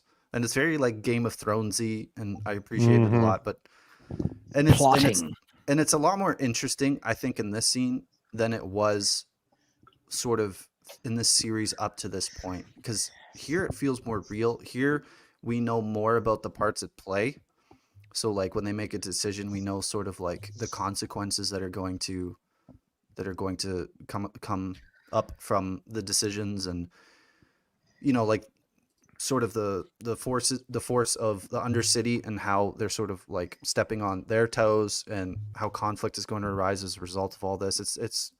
I do like this scene quite a bit more than the rest of the politics that have been done up to this point. It makes a lot more sense, and it's a lot more, I think, sophisticated. That's a good word. And it works as well in contrast, because you've also got Victor slaving away obsessively over the original purpose that both of them were set to. So you've got one guy who is maniacally focused on the task, which is helping well, helping other people, whether or not he knows that it's really to help himself, because it's the only way he can cure himself, is another question. But then this is all just Jace is now being distracted by the trappings of office. This is power corrupting, and this is her in principle corrupting him. And he's very good at that game as well, which is why he picks it up almost like slightly too quickly for my liking. Yeah. But the fact that he picks it up quickly shows that he's very good at it, which is furthering his character. He's down to play ball. Because he's been pretty, not dumb, but he's been very naive. And Innocent. I think it's his altruism that sort of like blinded him to sort of the corrupt ways of politics. But yeah, when he leans into it, he kind of picks it up pretty quickly, which I appreciate, because you don't want him to just fumble around. Yeah, you don't want him like fumbling around for a few episodes. Like, it isn't terribly realistic, but I can forgive that for sure. I mean, it kind of has me scratching my head, because when this was happening, I was like, dude, they all agreed for him to be part of the fucking council. And now they all hate him as a common enemy. Like, oh, that's politics, man. Like, what the hell? Do that shit all the time. I was like, I remember I was sitting on the couch. My girlfriend's like, she said the same thing. She's like, it's politics. Like, that's how they do it. It is, but like, it still doesn't make sense. It's because they flip so often. Like, if you have them flip once, I think that explanation is perfectly fine. The problem is that because they flip twice, when he's first, I think we mentioned this before in the previous episode, when he's first like put on the council, he says before he's put on the council, I want to shut down everything. And they all say, no, that's incredibly irresponsible. And then Mel says, well, put him on the council. And they all say, yeah, fine, that's a really good idea, which is automatically a little bit. Yeah, but see, then that they part's flip back kind of silly, again. but... So once they flip so often, I think it verges into the city just because they are flipping so overtly and within such like short spans of time. If you've done one flip and you can deliberately portray it as cynicism on their part, I think that's fine. But I don't know if that is quite what they're doing. Okay. Yeah, I can see that for sure. Yeah, it's either way, it's a great scene. Like, I like how they portrayed. Oh, Heimerdinger is in and here. I this do is love the time we see him. But It's I the one love time the that fact it's a really important bit though, because like this is nice. You've seen every single council member in this scene, and they're all nefariously engaged in backroom activities, and the only person who's there innocently just for the sake of the art is Heimerdinger, which tells you a lot about who he is and also why he's not going to last very long in this world anymore. Right. Took the words right out of my mouth. Yeah, he shows up. It's like, why are you here, bro? Like, yeah. Also, we got to see Gearhead for a second, so I always love that. I love this shot. This shot's fun. Just like this, like wide lens, just eyeball. Fisheye, yeah. So now she's taken her into a brothel, and Vi's leading Caitlin in. She's never experienced anything like this, obviously. And she's witnessing a lot of things, like this little scene where she walks by and then she comes right back, and this shot where she looks in through the bubble, which is a cool shot. Fun. Oh, they don't even close caption what they say. That's a shame. I forget what they said, but I don't think they said anything. I think it was just actually. I want to go back because, like, I think there's a shot here of there's Heimerdinger in a gimp suit. Yeah, I was about to say. There's a Yordle with a ball and a gimp suit. It's like a ball. And he's also walking all properly. Anything your heart desires, gentlemen. He's in like some straight jacket. He's just hopping along, all happy. It's like 900 years old. Did we really have to sexualize Yordles? Yes, dude. Yes, we did, dude. If we're sexualizing Golem, we're sexualizing the right here. There he is. There we go. There we go. Do we know? Do we know? Are we absolutely sure that this scene isn't set before the opera scene, and this is actually him? And his night out is he goes. He dresses well, the up question as is, he probably saw Caitlin and went, "Oh shit." The question is this Yordle like a paying customer or an employee? Is he? Oh, definitely paid a customer. Yeah. Okay. I don't know. He looks all proper. He looks like an employee. He's got the suit and everything. Proper. He's in a straight jacket. He bring out the gimp. He is goblin like, porn. It's a thing, you know. People are into weird shit. 34, man. I can't, dude. 1 hour of payment for your finest Yordle. Hey, Zach, can I commission you for a drawing? Is he the main madam? You can, but I have a bad feeling. The main madam is that little. It's not going to be stream friendly. I know that. Can we request the next episode's drawing? Can you put like? Yes, I think we got our drawing for next week. I think he's just a gimp, isn't he? Get the fuck out of here. So this is where she starts calling her Cupcake. And, You're hot, Cupcake. You're a hot cupcake, yeah. Mommy. Yeah, this is where Andrew gets a little frustrated. He's like, "No, she's mine." Yeah. And It should have been me. Pulls this girl Sorry. here, and I think she says her name is Pamela or Pammy or Pim. No, this is a guy. So this is also fairly clever. So Vi asks Caitlin if she wants to effectively try and flirt with a guy or a girl, and pulls this guy over in the mask. Yes. And as Vi walks off, you hear her very, very awkwardly stammering over her lines behind her. And then it's only later on when you see her in a perfectly natural, relaxed, calm conversation with a woman in the back room of the bar that you think, I've actually just learned something about this character. And lo and behold, it didn't need a pride flag, and it was right subtle, and it was nice, and I like that. That's very well done. Who would have thought, man? The best characters you see in the show are they have pink and purple hair and they're lesbians, but really well written. You know, doesn't happen very often. And she uses the name Matilda. She goes off with Pim, and Vi comes and meets with this little yordle looking Goblin. That's not a She yordle. got promoted. That's a hairless. Yordles are furry. That's a hairless one. If it's a yordle. Well, what is she? I don't know. Gremlin then? I guess she's a gremlin. It's a troll doll, man. Have Look you at ever that hair. tried to imagine what Yoda would look like in drag? That's kind of Often. Many times. This is Yadel, dude. Get out of my head. Dude. Yeah. Yadel post Order 66. She came to Runeterra and was like, you know what? This is my job. Just imagine the dirty talk said inverse. Oh God. Just don't feed me after midnight. Okay. Dirty we are.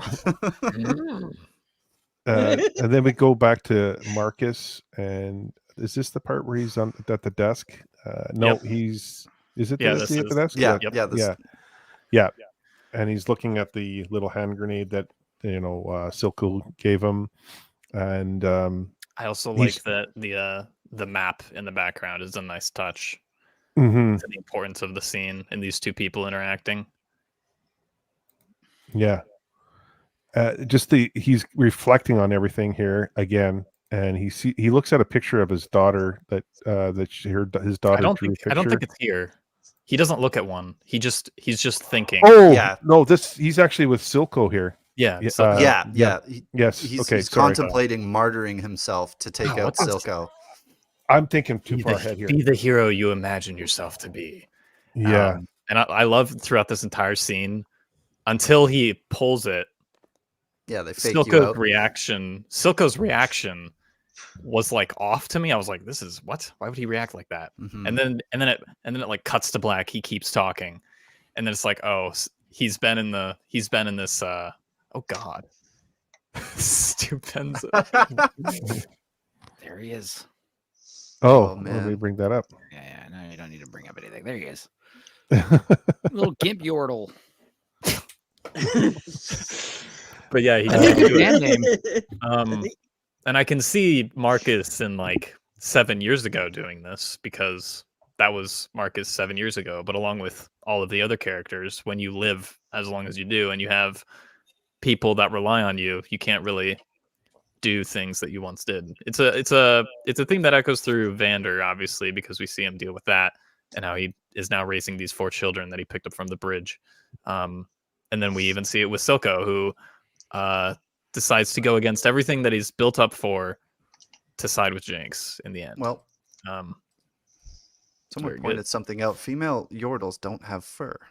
What? So What? that is in fact a yordle. That's I've googled crazy. I've googled to confirm. So Dr. Heimerdinger and the madam could possibly be a couple in the second she season. could be a Yordle. That'd be She great. is a yordle. She is Nice. a Yordle? Yeah. Okay. So that's what Heimerdinger looks like shaved. He's got like little lips. He's got lips. It looks like he's got a cat nose. You know what I mean? Yeah, it does. I'm not gonna bother. I'll accept all your apologies later. Anyway, I'll move forward. And then we see Jinx, having that. Oh her yeah, she relationship mentions with- the doctor. She mentions Singed, which I like. I like that she knows that person, or at least knows of him. Yeah, and then she talks about she's seeing them again.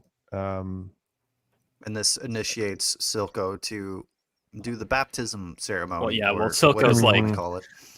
Silco knows things are getting rough, and it's the ground is not stable anymore. So he knows that he has to control Jinx. So Yeah, that's why he and- does the baptism. And he probably understands her psyche perfectly at this point because he's very good with people. He's very manipulative. He's good at reading people. He's good at manipulating people. So Dude, he look at this definitely shot. understands. Man spreading my Yeah, way. what the hell, man? Toxic masculinity vibe. You know what's crazy? You know what's crazy? Rings of Power tried so hard to make Galadriel cool, but then here's Vi just thugging it out, dude.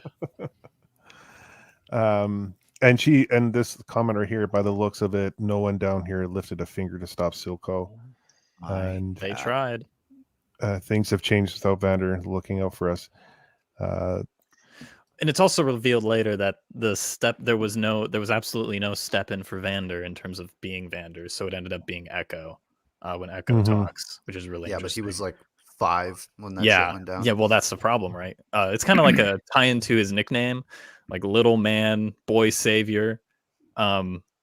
He's like the only one left to do it, but he couldn't fulfill that because he's 5 years old or like 13, I'd guess 12, 13, I'd guess. So here's the scene where Caitlyn's kind of enjoying her company with another female. I like it too because like before it, Vi is walking down the hallway and then she's just sitting there like the world is ruined and God is dead, and then she looks through that and she's like, cupcakes into girls. Yeah. I love some of these scenes here. They're just amazing. Like the animation, man. Because well, let me put it back a tiny bit. She's she's happy. She's happy. Cupcakes into girls. Almost And like then- I'm in. But then we cut to the big phallic tower. Yeah. I mean, aren't all towers phallic? Well, that Otherwise one's it's not a tower. particularly. Okay. At least they're square. This one's big and round at the top. Yeah. This is Jason Mel start having a conversation, and she's like, "Oh, he handled that very well, too well, in fact." They kind of start. Oh, I like play it. Oh no, go back. This Play part it. right here. Boom. I like it. Perfect. I also like that. Like, it's cool too because like Hextech and Jace are intrinsically connected in terms of how what each of them mean to each other. Like Hextech is the whole reason why he has his power in terms of politics now, and Hextech is only here because of Jace. So it's a nice visual tie-in to the characters, or the two things, Jace and Hextech. I guess It's also Hextech like can be the a source of character. his. Yeah, it's also like the source of his power politically too, which is cool that he like sort of grasps at it, right? Yeah. And then we see Jace Ayo. gets recon. Yep. Victor's in the hospital later. He's yeah, like, hey, why Victor- didn't you stop by? I was busy. I went home early. That's why. I do like And how then they we- cut. Sorry, I Go do ahead. like how they cut back and forth between these two scenes with Mel and Jace and Victor and I forget this girl's name. Sky. But it's Velma. like they're yeah. Is it Velma? Sky No. Young. Sky Young. That's her name. Okay. But they're cutting back and forth. You know, there's like these two potential copulation scenes, and like, you know, Jace is obviously successful and Victor's not. He's like so hell bent on, you know, whatever his end goal is. He's become desperate, whereas Jace is sort of like not letting himself go, but he's sort of like leaning into the politics. He's leaning into the manipulations of Mel, even though I don't think her manipulations are coming entirely from a bad place. I think they're actually coming from a good place in this instance. But yeah, it's just cool, the parallel between like this culminating moment for both of these characters, and they know it, and they intercut, and it's very meaningful. Yeah. It also, I like the scene because it's Sky is obviously interested in Victor, but he's so blind to it because he's so dedicated to his craft. He's desperate, right? Because yeah. he knows he's gonna die. Like, because soon. she's like, do you I could walk you home, and he's like, I'm gonna sleep here. Yeah. Yeah. And he's Be like gone. so focused. He's like so focused on trying to get this thing like figured out. I also like a scene earlier when he's talking to Jace inside, and Jace is like, "Is this gonna work?" And he's like, "Absolutely not." Yeah. No, he just has safe. he just has the goggles on. He's like, "Of course not." Like, what do you mean? I'm just throwing stuff at the wall. It's like, is this safe? Nope. I gotta say, this is a great shot. Yeah. Mel's a hottie. And Victor's working away as he's dying. And well, Jace the blood drops into it. The blood drops and it's kind of like you gotta play it. You gotta play it. Well, it's kind of go back home. Actually, I don't know if you can play it because it is a sex scene. Woo! Yeah, I don't think, but it doesn't show anything. No, you don't show anything. But YouTube is YouTube, right? But my question is like, so I'm all for sex, 100%. But my question, we're all dudes here. Okay, yeah, yeah.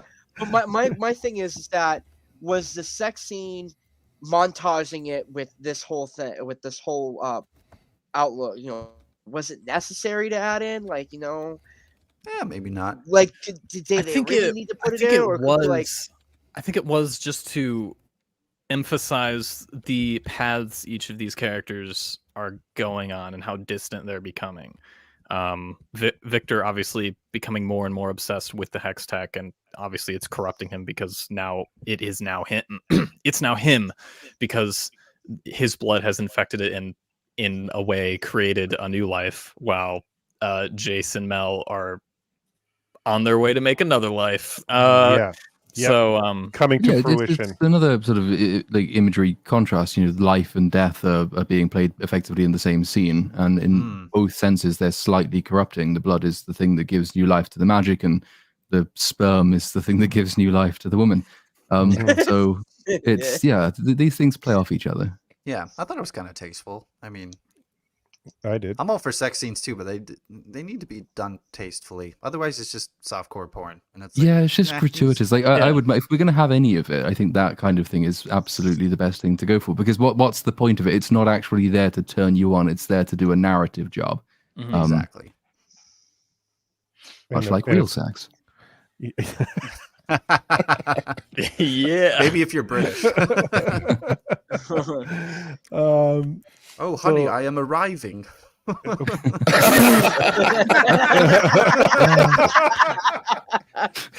my! Tally ho! Right. What's all this then? Right, we done here, mate. I'm gonna clip that. That's great. Oh my god! I'll see you in the morning, eh? Yeah.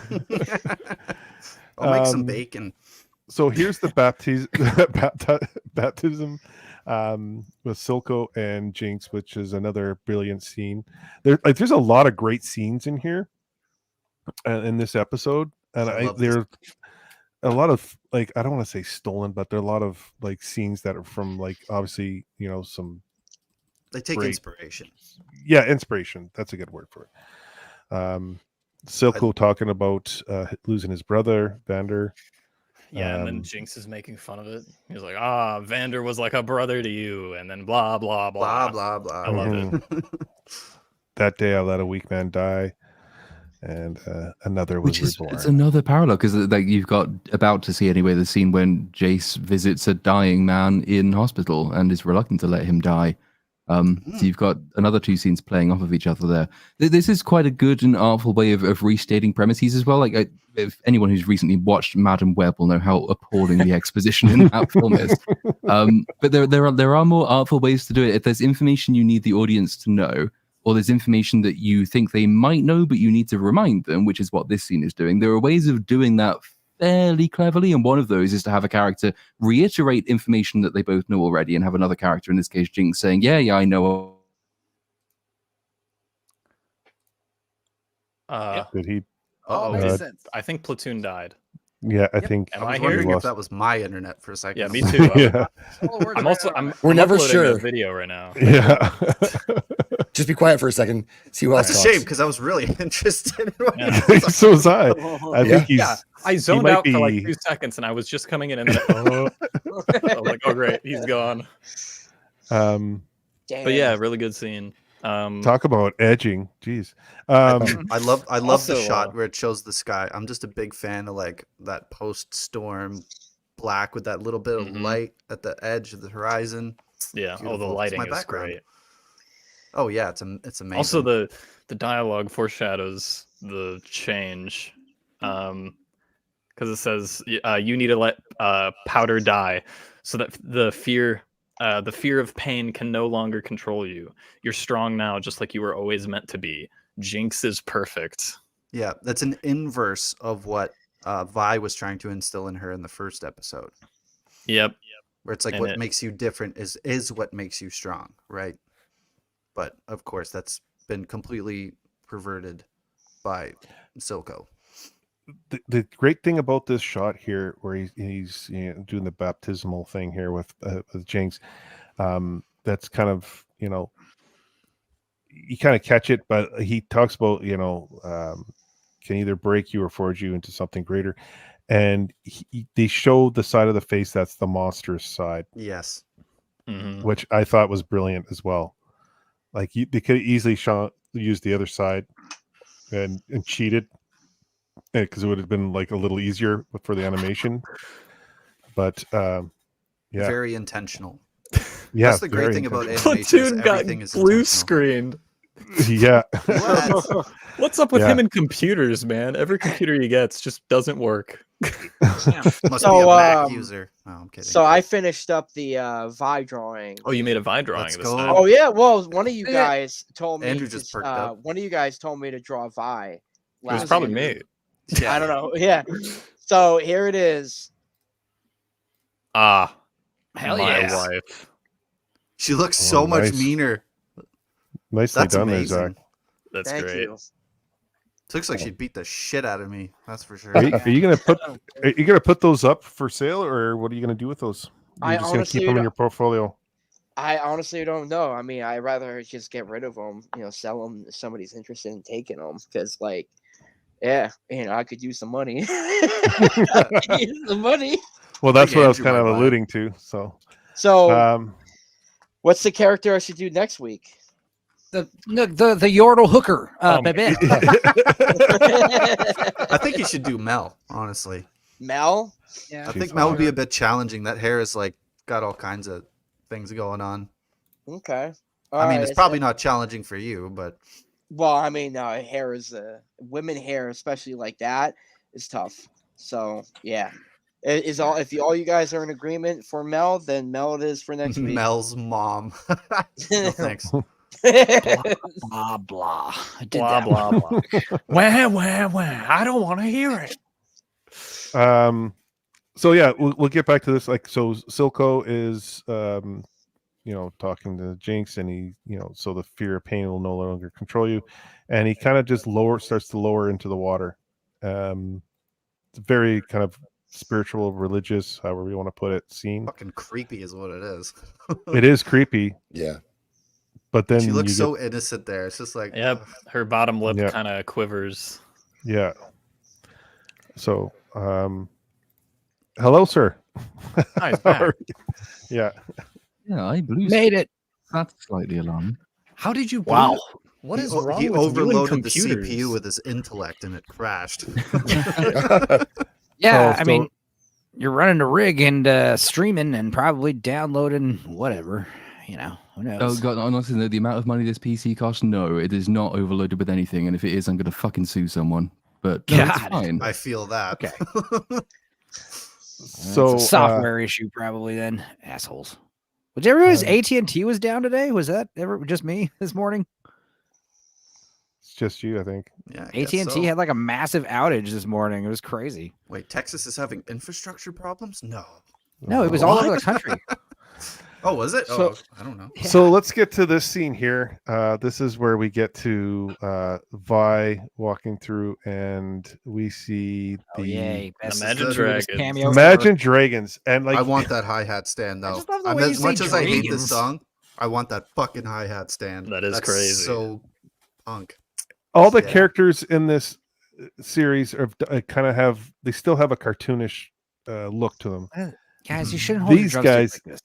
Yeah, these guys are like done as closely to their actual, image, and it's just throws it off, and it's just so cheesy. Like it's just like, come on, It's cringe. Is Make what me it look is. badass, bro. it's It's the cringe. only It is part of the cringe. show that's Yeah. No, actually fucking cringe. But Seriously though, some drum etiquette. Hold your sticks closer to the end and make sure your palms are flat. You want to imagine you're having a glass of water. You want your hands to go up and down. You don't want your wrist doing this shit. You'll give yourself carpal tunnel. no, All right. you want but it to that's pivot on your cooler. index finger, and you want your four fingers to open. Yeah. Yeah. You want. Yeah. Agree. Hold your sticks at the back. Don't listen to your drum teacher. They're an idiot. I'm not a fan of Imagine Dragons at all, but I didn't mind this as much as I thought I would because I know they're such big fans of this. So it's kind of like it's cringe, but it's like okay, well, if you're a big Yeah, I fan mean, of them, man. put your thing It's a in there. pass. I tolerate it. I also like it because later, I think if you skip 10 seconds, it shows Marcus. I think. Yeah. Yeah. This is the So- spot I was talking about. and it Yeah. turns into Well, background noise. Yeah, like it turns into the other background song in the noise. So I like to first think episode. that this song in universe exists, and Marcus listens to Imagine Dragons. There you go. Funny. He definitely does. Well, Oh yeah. like my whole thing is like, I would love to be like, let's say you're in the band, you get to have a cameo in a movie. It'd be so much cooler if like we all died, someone killed the band, that would be great. Like, there's a couple, what movies did there's like a band cameo and they all start getting killed. It's like, Dokken doing the Nightmare on Elm Street 3 music video. They're like playing in the mental asylum and Freddy's like killing them all like one at a time. It's amazing. What's the name of that Yeah. song? I don't know. I can't remember. Dokken. Been a while. I gotta say, like Mel is like for an animation, she's done really well. Like she's very good looking. I think we know who Animation. Jay Easy has a Gooch, crush on. easy Gooch. Easy. Oh, Hey, down. Throttle back. hey, Throttle hey. back. the Gooch is in action. And then we go right to this. we get a sexy Mel, and then we get Victor lying dead in the bed. And then And, this is where Platoon starts acting up, dude. Oh boy. I mean, it's kind of how I felt after listening to that song a second time in one episode. It's just like, and with this, it'd be better if they were the same band but playing a different song. Maybe I think that would have Yeah. been way more forgivable if it was still Imagine Dragons. I mean, Or sure, if they it got was more just than a one different song. band playing a different song. Yeah, Would have that been would've- equally as cool. Or better. I think my favorite band cameo is Sigour Ross in Game of Thrones at Joffrey's wedding. It's like, oh, dude, Oh right. I know those guys. Yeah. Oh, you didn't like Ed Sheeran in season 8? Oh, he No. did. No, It's a that new was one. that was bad. Yeah. Not a Yeah. fan. So Jace is bedside with Victor. Obviously Victor knows he's dying, and Jace is just trying to be his friend, even though he just Super bro moment too, man. Like It he is pulled good. himself away from I love Mel these to go two see together. see his bro. Yeah. Mhm. Science bros. I also am glad they put a pause on the music for this scene, even though they're going to kick it back up. It would be weird if the song was still playing here for sure. You're dying. Oh, the misery. And I love how it's Vi's flying knee that ends the song, which Yes. makes like Yeah. the character even more. Yeah, that it And does it's a the feel shot nice. right also- here. Boom. It's also perfect form. Her form is perfect. Her arms are flowing the right way. Yep. Her back is straight. Can you play like, that again? There's so much That power impact? in that fucking flying knee. Play it again. This Is is a that great how- fight scene. Dude, It's all also around. like in real life when you see slow motion of people getting hit in the face where their face gets all rubbery and looks like Yeah. it's all jiggling and in impossible positions. The only thing Yeah. that doesn't make sense is that Cigarello flying that way. It would go the Oh, other yeah. way. But anyway. It's allowed to. It's cool. It's fine. I mean, It's good for Oh the yeah, show. back and to I the love- left. I hear what you're saying. Yeah, I love this totally, scene. totally want a night with her. The one with the cigarette. the one with the Hey, arm. Damn. Yeah, absolutely. Wow. I mean, hey, Sheesh. the yeah. the Why yo- not? the Yordle hooker said she goes to the brothel regularly. So Yeah. find her there. I guess I would go with Babette since everyone else has picked a different lady. The little What's up, yordle Jake? hooker. Or Grayson. Grayson would be cool with her sexy voice. Ah, I feel like Can't even you'd be the one replicate that. bending over in that scene, but I need So this is cigarette. she reveals her new arm. Oh, it's and, so cool. Yeah. Yeah. You can play It's- the reveal. The one thing that I think's cool about that is it's in the trailer. It's in the trailer. You're totally good with that. what? Actually, most of Why? this fight scene is in the trailer. She's got yeah. her self. The thing is, like, there's not injecting that many system. moving parts in the arm. It's like 5, I think, like moving little pieces. It's not. I appreciate it because it's not over designed. Because a lot with arms, they're like, oh, we got to make this as fancy as possible. But with this, it's like, nah, it's got like this side flap on top. It's got the elbow flap. It's got this spinny thing on the bicep.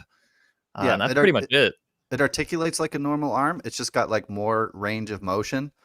But they Yeah. they throw like cool lighting and steam elements on, and there's interior things happening to like have the Yeah, it has like the you can see appearance of being the complex, shimmer. but yeah, but it's grounded. Like it makes Mhm. sense. It doesn't break the laws of physics too bad, other than like the strength. But I love this fight scene because like I've done a bit of boxing, and the form is just really good. Like their Yeah. You stances when have. they throw punches, they keep their arms up.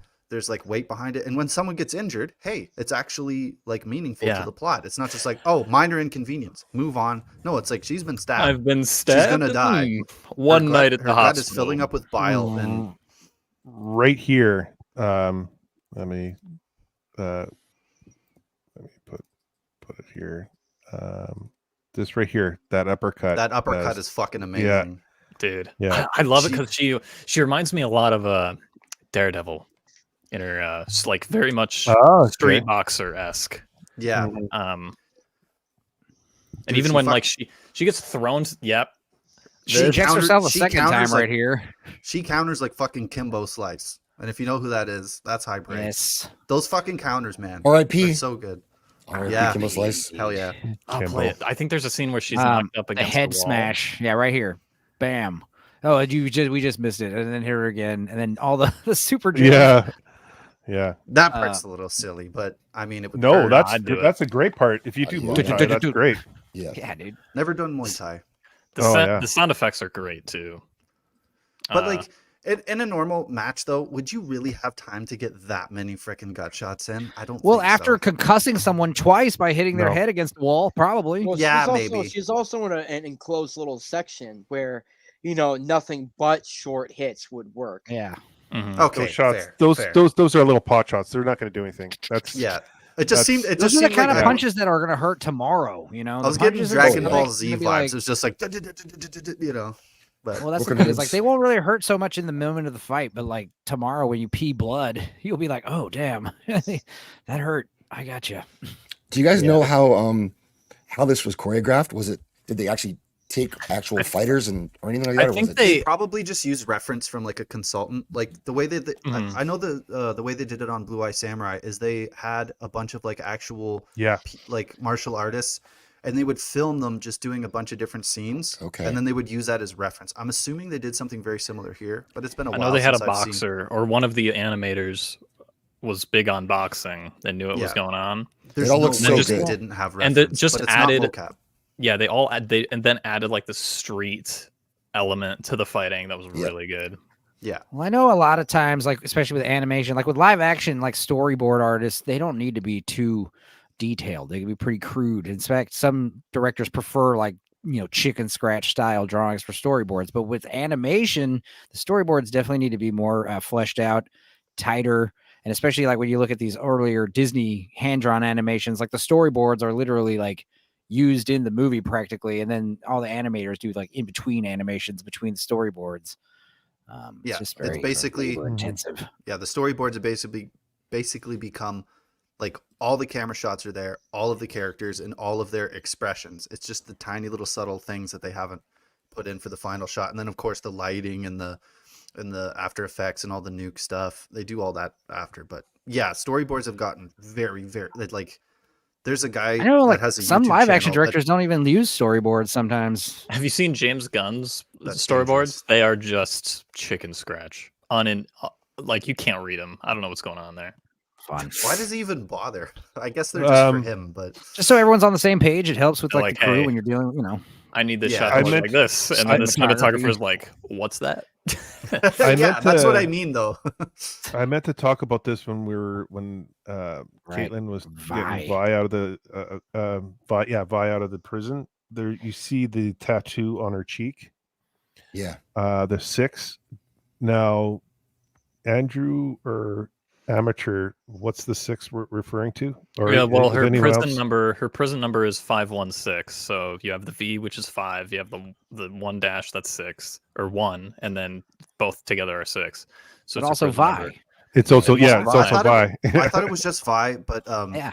I actually got this theory dead wrong because when I was looking into this, I was looking at the footage in my video, which I had reversed, so I thought it was 4, and none of that made sense. So my theory is actually shit. But I think it's just Vi, because if it's 6, like I like to think it's just know. 516 together because I think putting your name on your face is cringe. I'm gonna believe in the prison number. yeah, So- and it also and then could be the six of them. You know, Vander, Echo, Echo, Milo, Clagger, Powder, and her. Yeah. But Damage tattooed on my forehead. I'm an idea. Not to change topics too much, but the storyboard artist who did Blue Eyed Samurai put out a video of how he did it, and it's a really cool video, good insight, and he shows like the different shots that they would use. It's a fun one. Nice. That would Also, the probably cool be- thing with digital, you tried- could do your storyboards in layers. You know, you can move stuff around if it's not working in the storyboard. It's neat. Yeah. yeah, I tried reaching out to that guy. I think we're talking about the same guy. He's got like a Brian yellow. Kissinger. Is that his name? I'm trying to find him on my bloody YouTube here. I tried reaching out to him to see if he wanted to come on the streams for Blue Eye, but he never got back to me, which is He like, left me yeah, on fair red. enough. But yeah, I think I know what you're talking about. I'm just gonna try to find him here.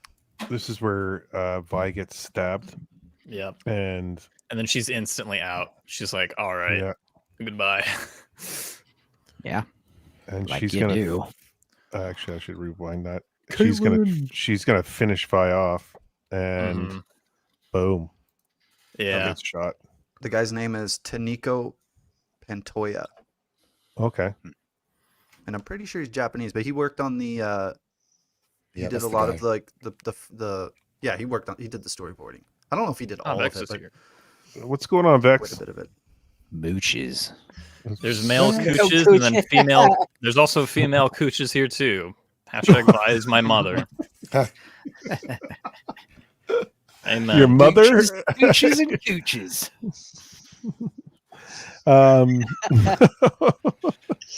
Haley Steinfeld. So 10 then out of 10. Caitlin comes over, and this is the scene where I'm an excellent shot. Oh yes. Right. Yes. And Caitlin's, you're gonna help me up, and Caitlin helps her up, and they ended off with them walking into Mhm. the alley.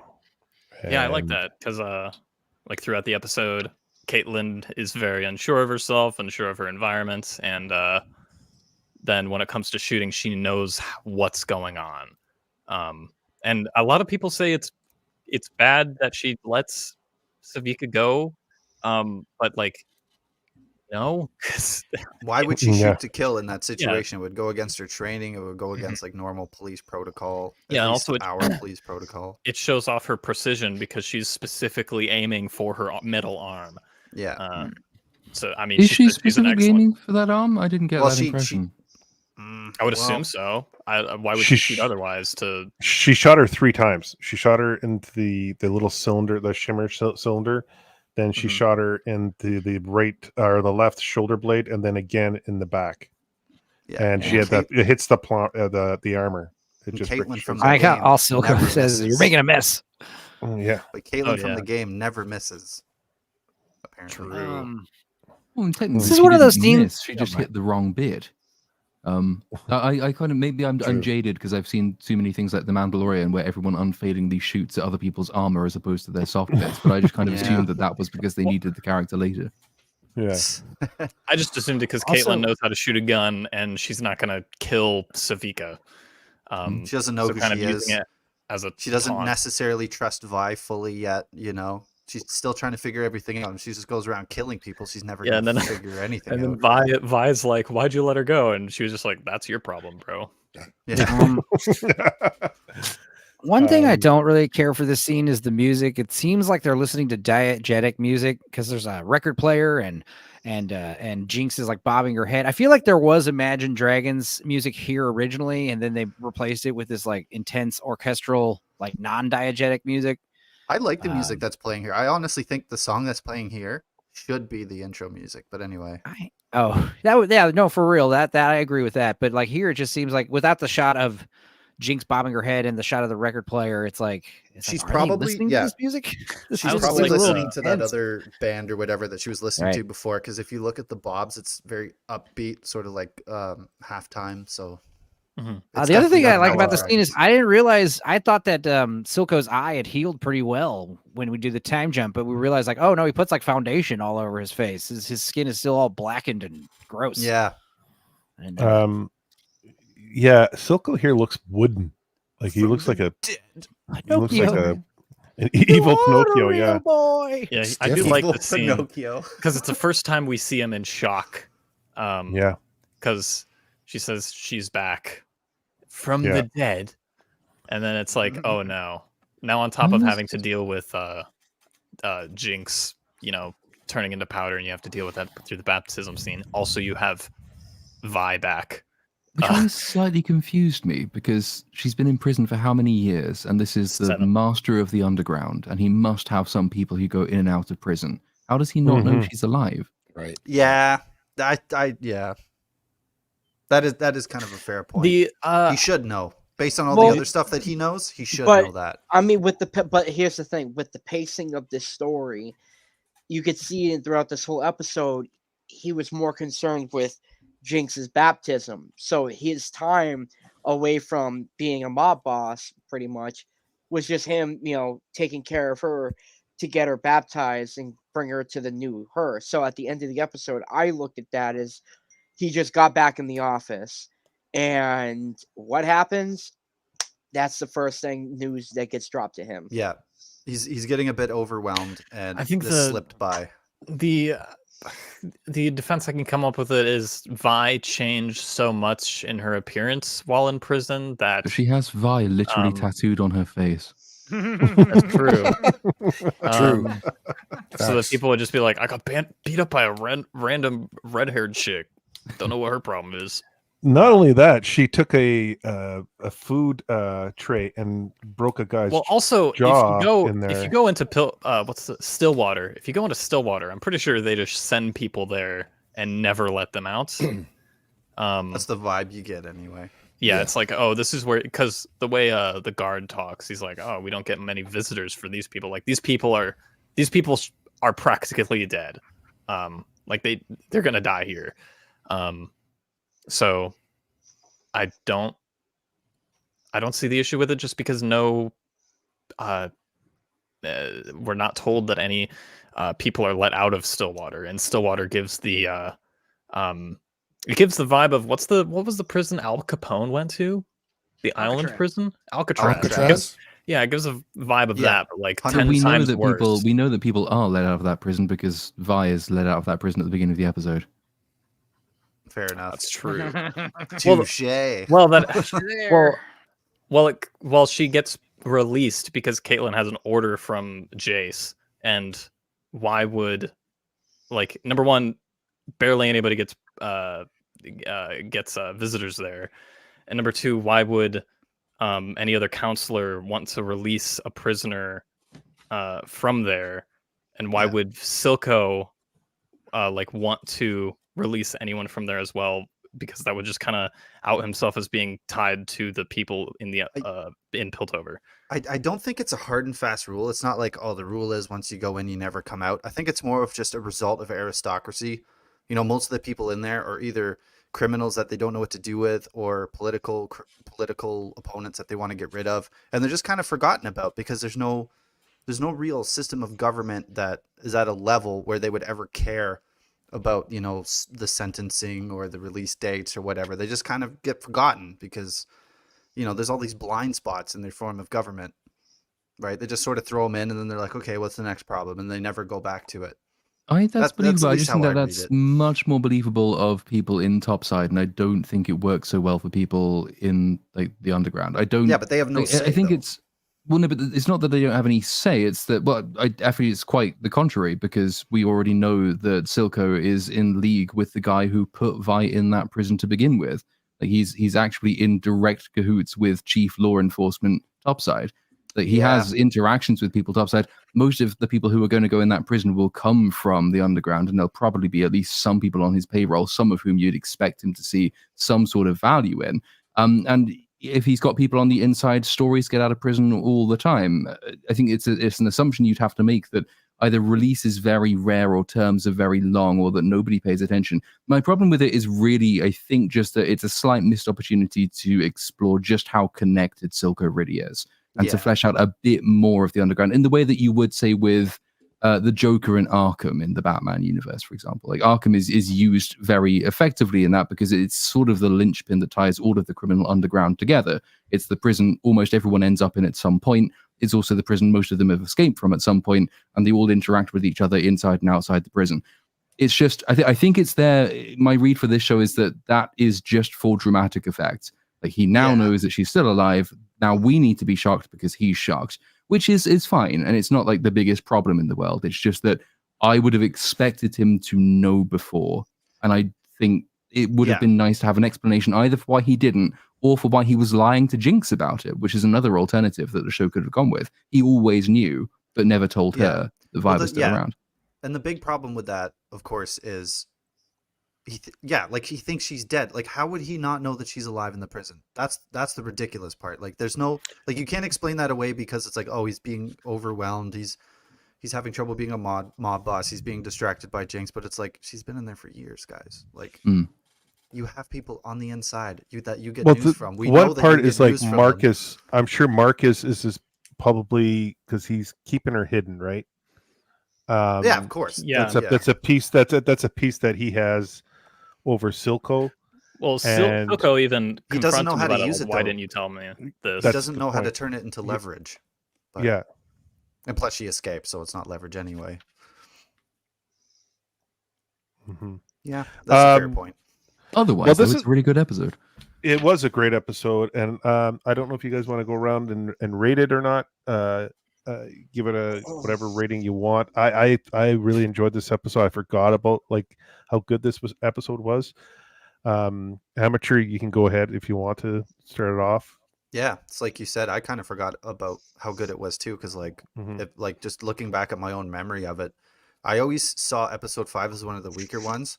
But I think that was always derived from like me trying to find footage from all the episodes to make my video, and this one was the hardest to find footage from because it just cuts so much. It's impossible. Well, it's time consuming, but no, it's really good. Like it really starts to dive into like the subtleties of like the political situation. It starts to ramp up. Well, maybe not really ramp up, but it starts to flesh out like the different power structures more. Things start to become really complicated for Marcus. Silco starts to realize more and more like the struggles that Vander had in that position. You start getting this rift between Victor and Chase that didn't really exist before. You get this sort of like noir-esque like buddy cop journey with Kate and Vi, which is, it's really well written. It kind of subverts everyone's expectations because everyone expects this to be woke and whatever. Because, you got this purple and pink-haired girl romping around and they're lesbians, but it's actually written like really well and it's believable. Yeah. We get that bit of trauma with Jinx. We get more peeks into her psyche. That whole scene where she goes back and fights the boxing machine. It's like there's so much good in this. And then this shot, which is my background of that bloody storm whatever night thing, which is just, I love it. It's like my favorite shot in the whole episode. Yeah, I got to give it like I'm just gonna give it a 9 out of 10. Why not? There you go. I always do it. I always do the ratings a bit harshly, so I'm gonna give everything an extra point moving forward because I never give anything a 10 out of 10 really. So Yeah, But yeah. because there's no such thing as a 10. That's what I'm No. one of those guys. Yes, there is. Nothing gets a 10. Yes, sir, there is, and it's Haley Steinfeld. Enzo, what's your thoughts there, brother? I liked it a lot. Better than the last episode. Not as good as 3, but definitely moving the plot forward in the current setting. Yeah, so I mean, solid 7.5, solid 8. I just give every episode the same thing. I mean, the show, it's all. There's no real peaks and valleys, no extreme peaks and valleys for the show. It's all pretty consistent. Nice. Zach, what do you think of this tonight's episode there, brother? I pretty much agree with everything that's being said because I remember watching this and this was the episode. I was like, well, fuck, man. Like, things is about to get really damn good as the show keeps going. And it's also like, when you start a show and you're watching it, you're going to have your ups and downs. But then by the point of the middle point of the show, you're going to wonder, like, is they going to keep that same momentum? So when I saw this, I was like, damn, I guess I'm going to keep binge watching this the same day, like, because I can't, it's just getting good. And, yeah, like, honestly, like, for me personally as an artist, I always question myself, I'm like, do I want to waste time drawing like a fan art piece for a quick second, my own time, like, amongst my busy schedule because of the way the show's going.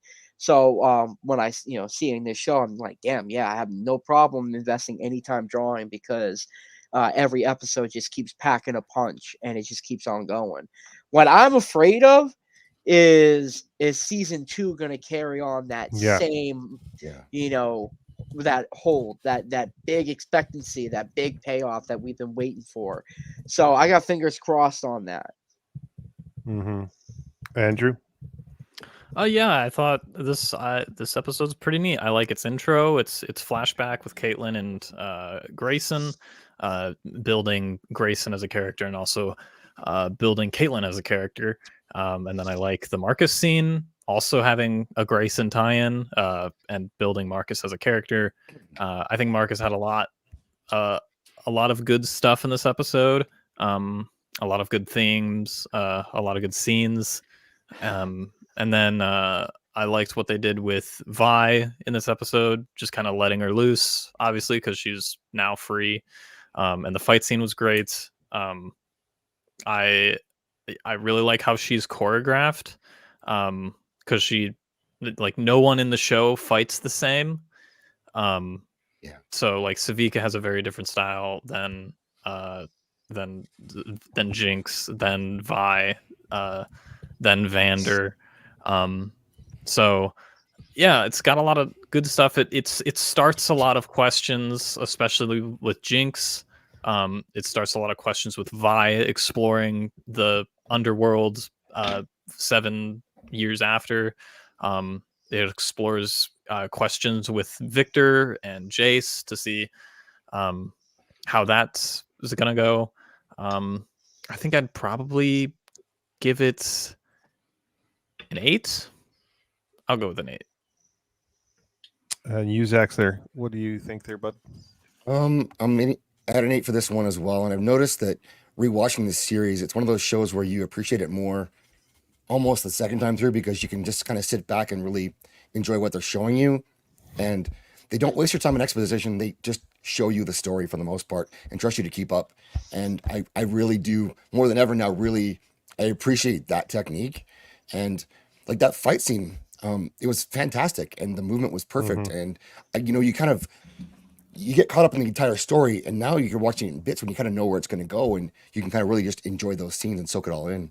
Just like me watching True Detective season 1, and I'm soaking in Alexandra Daddario again, and I really appreciate all of her in that series. So same idea, but it's just you just soak it all in, and so I'll give it an 8 for sure. And I like it better the second time through, this episode especially. Mm-hmm.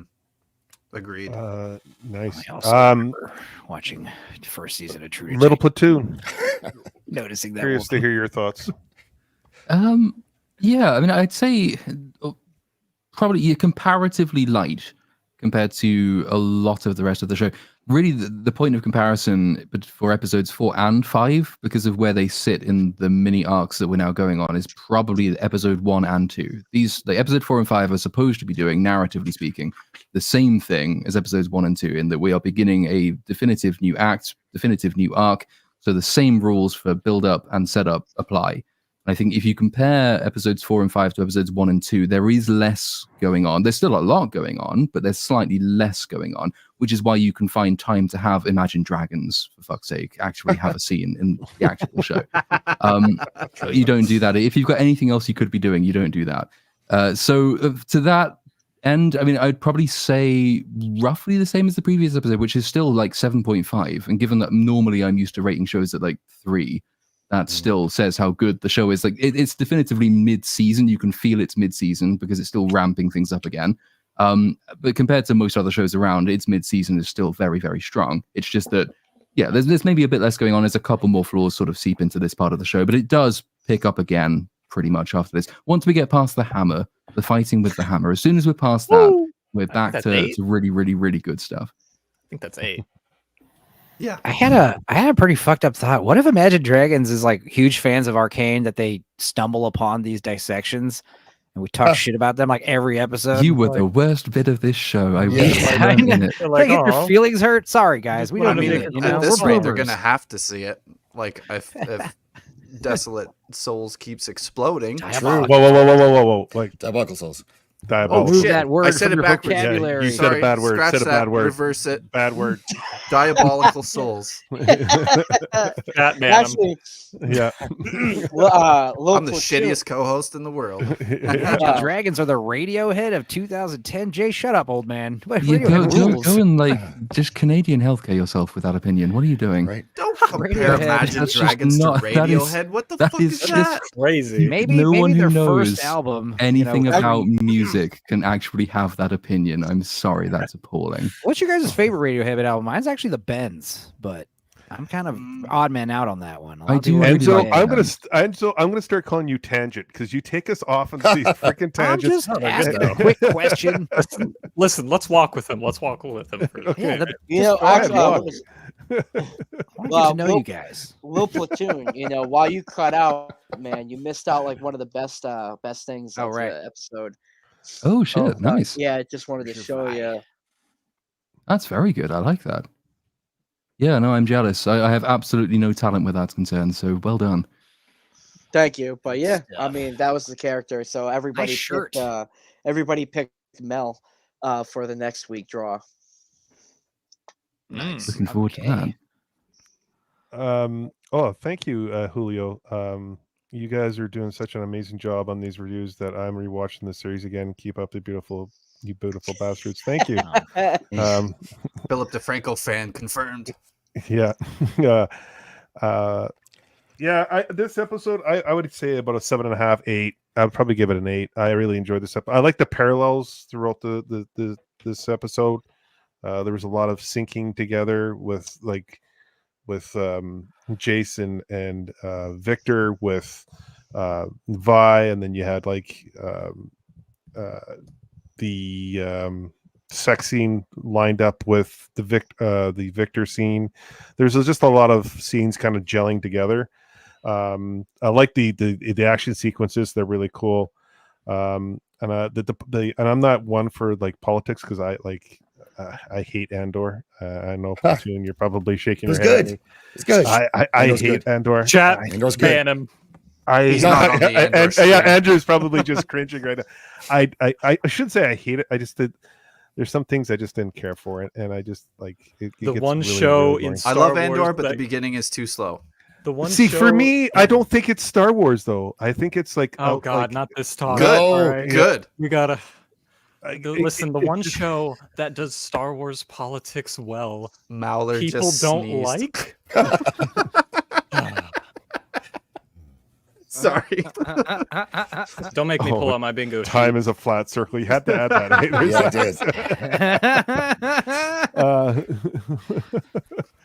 I did. Yeah. Okay. Well. ending the show, I want to say thank you to everyone. I want to say thank you to everyone that's subscribed to this channel again. I will be doing a 1,000 subscription celebration stream.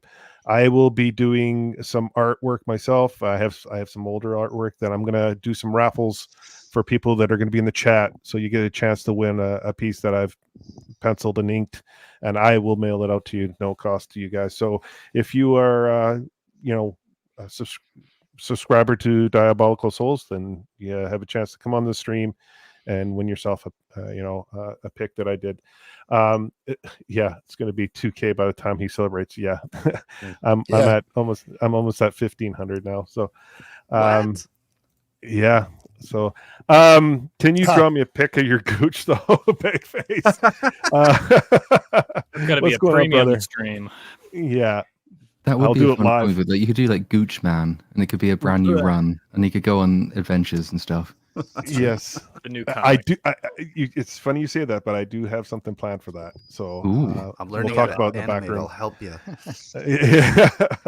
I want to thank these guys for coming on. You guys are awesome. I really appreciate you guys hopping on here and talking about Arcane. It's been a blast. We have 4 episodes left? 6, 7, 8, 9. Yeah, we got 9. Yeah. We got 4 episodes left. And then after this, I think we're going to get into Cyberpunk Edge Runners, and then Tuesday nights. Really? And we're going to get into that right away. Okay. But like Tuesday nights, me and Vex and a few others. I think Copa. I think Zax. Did you say you wanted to jump on for Scavenger's Reign? We're going to do that. I have to watch it. So the first episode I watched, it was entertaining, but I honestly don't know what the fuck's going on. I love it. It's very surreal for me to watch. Like, I don't know where the boundaries are for how this world works. Yeah, it's kind of why I like it. It's like Miyazaki. Yeah. It's kind of a throwback to like old school heavy metal. Forbidden Planet gives me Forbidden Planet vibes. So, or was it Fantastic Planet? I can't remember. The giant blue people French cartoon. Avatar. Forbidden Planet. No. Avatar, yeah. It doesn't matter. I think it's Forbidden Planet. Or no, that's Fantastic Planet. That's it for sure. Okay, sorry. Anyway, and please subscribe to all these guys' channels. That'd be greatly appreciated. Do you guys want to go quickly around the horn, talk about what you coming up next? Sure, but Platoon? first, apparently you're getting ads on your stream. Yeah, I'm monetized. Yeah, I'm monetized. Isn't that like a sign? Unsubscribe. No, I'm joking. I can't help it. It's YouTube. Like they're pushing my channel. I can't help it. Like you can actually turn those off. You can't. I would just if I ever got them off. monetized, Screw ads. God forbid, I would definitely not feel comfortable getting ad revenue. Chat riots. Well, I'll turn that off. Turn the mid-roll stuff off anyways. Yeah, it's the mid-roll like live stream ads. Anything after that, when it's like the re-upload, is fine. It's just people get, and I understand why. If it's in the middle of a live stream and then they jump forward like 15 seconds of miss something. Well, there you go. The middle of the stream. Yeah. Okay. It's in the settings. Settle down, Kayla. YouTube works. Yeah, YouTube Studio. It's all trial and error every day. Bone Bridger was talking about this about a couple of months ago. He was saying that this is what YouTube is doing now. So I guess I didn't even know that was on. So I'll next stream I'll turn them off. Add more. Get more ads. Yeah, I'll get more ads. Yeah, every 3 minutes. Every 30 seconds. Yeah. Every time Platoon goes on a rant, just I'm gonna do a tangent. I'm going to go on there and say, hey, my name's Gooch. You want a really smooth Gooch? Get this razor right here. I'll do like my own ads. Flexible head, today's stream multiple blades. Yeah, Manscape your Gooch. Well, let's quickly, Platoon, what do you got coming up there, sir? Good question. What have I got coming up? Madden Web video is in the works. After that, it will probably be Dune, and I don't know. I might try and take a look at this Avatar thing that's come out on Netflix, and maybe that'll be a short second channel video. Well, apparently it's hilariously awful, and I like hilariously awful, so I might go and take a look and do like a short second channel video for that one. Otherwise, B-Sub is back on Mondays, Nice. and the Madden Web video should be out probably next weekend at this point. Yeah, it was, and go check out the last episode, Monday's episode, because that was a great episode. Great conversation. I really enjoyed that one. I have to ask, how long is the Madam Web video? I'm trying not to go overboard with this one, so I'm skipping a lot, and it's still. I'm hoping to keep it under sort of 2.5 hours, which for me at this point is short. Fair. If it's 2 hours, that's even better. I don't want to go like full on because it's just funny. That's the whole point of this video. I laughed a lot watching it. I know it's like one of the funniest times I've ever had in the cinema. It was so like I've just laughed all the way through. I think I laughed it uproariously within the first 5 minutes twice. Yeah, it's almost as if that they know everything they're doing is bullshit and they're leaning into it like it's some horribly misguided satire. But anyway, I'm so mad that I didn't watch it because I was like, it's never too late, Andrew. You can go and see it. Well, no, I was like, you better hurry. It's not going to last. I was like, no, they might release it twice. It's like Morbius. One thing, dude, let's troll them again, dude. But like, I got a DM from Cynic, and he was like, "Hey, did you watch Madam Web?" And I was like, "No." And then the episode, because he was going to invite me on to BSIP, and then the BSIP that I don't show up, a Hollywood writer shows up to have a conversation. Yes. I was like, I would have, fuck I me. would have loved to have The told writer that of guy, Luke like, Cage. because the thing is, it's like there's a, Yeah. there's a problem with people getting hired, and they don't have the merit, they don't have the skill set, and I think a lot of it is it's first of all nepotism a lot of times, but also like some of these actors or directors or writers are just more willing to play ball with these producers. Like you don't want Ridley Scott directing the next Star Wars movie because he'll talk back. He'll be like, "No, I'm not doing that. I'm Ridley Scott," But like when you have some director that's just, I don't know. I just kind of what I feel like. It's like these company men. I'm down to just put my name on it and do whatever you guys want. Toadies. Just a bunch of toadies. So Zach, what do you got coming up there, bud? So I have a project on Kickstarter as we speak. It's already funded. It's called Voyage. It's pretty much about, Indiana Jones in space. It's about an extraterrestrial on a hero's journey. Damn. Yeah, that doesn't work. But no, it's on Kickstarter. It's called Voyage. But yeah, it's a alien-led story. Indiana Jones in space is the best way to kind of describe it. Hopefully not Temple of Doom. Okay, why is that not working? Okay, for whatever reason that's not working. Okay, I was going to bring it up, but I'll put it in the description below so everyone can hit the link. Okay, and go please check out Zach. Support the indie creators. That's the main message here. And Zach's worked really hard on this book, so please go check it out and buy a book if you can. Thank you. Andrew, what do you got coming up there, brother? Temple of Doom, that's it. Also, that video is being delayed by 2 months because I found out that the anniversary isn't in March, it's in May. So I have like 2 more months to work on it. It's crazy. And then after that, I'm going to be working on a Lego movie video. Oh. You know what you could do, though? What? You could take the extra time and delay Temple of Doom, and you could go and see Madam Web. And you could do a video on that, and everyone will love it because it's a really good film. Okay, I'll do it. It'll be completely satire. I'll be like, this movie is a masterpiece. It's a 10 out of 10. Stealing my idea. It puts Spielberg. Amateur already said that. Zach's bro, what's going on? What do you got coming up? Saturday night, Circle of Jerks on my channel, 11:30 Central, and the jerks will be back together. And if they're not, I'll find some new jerks.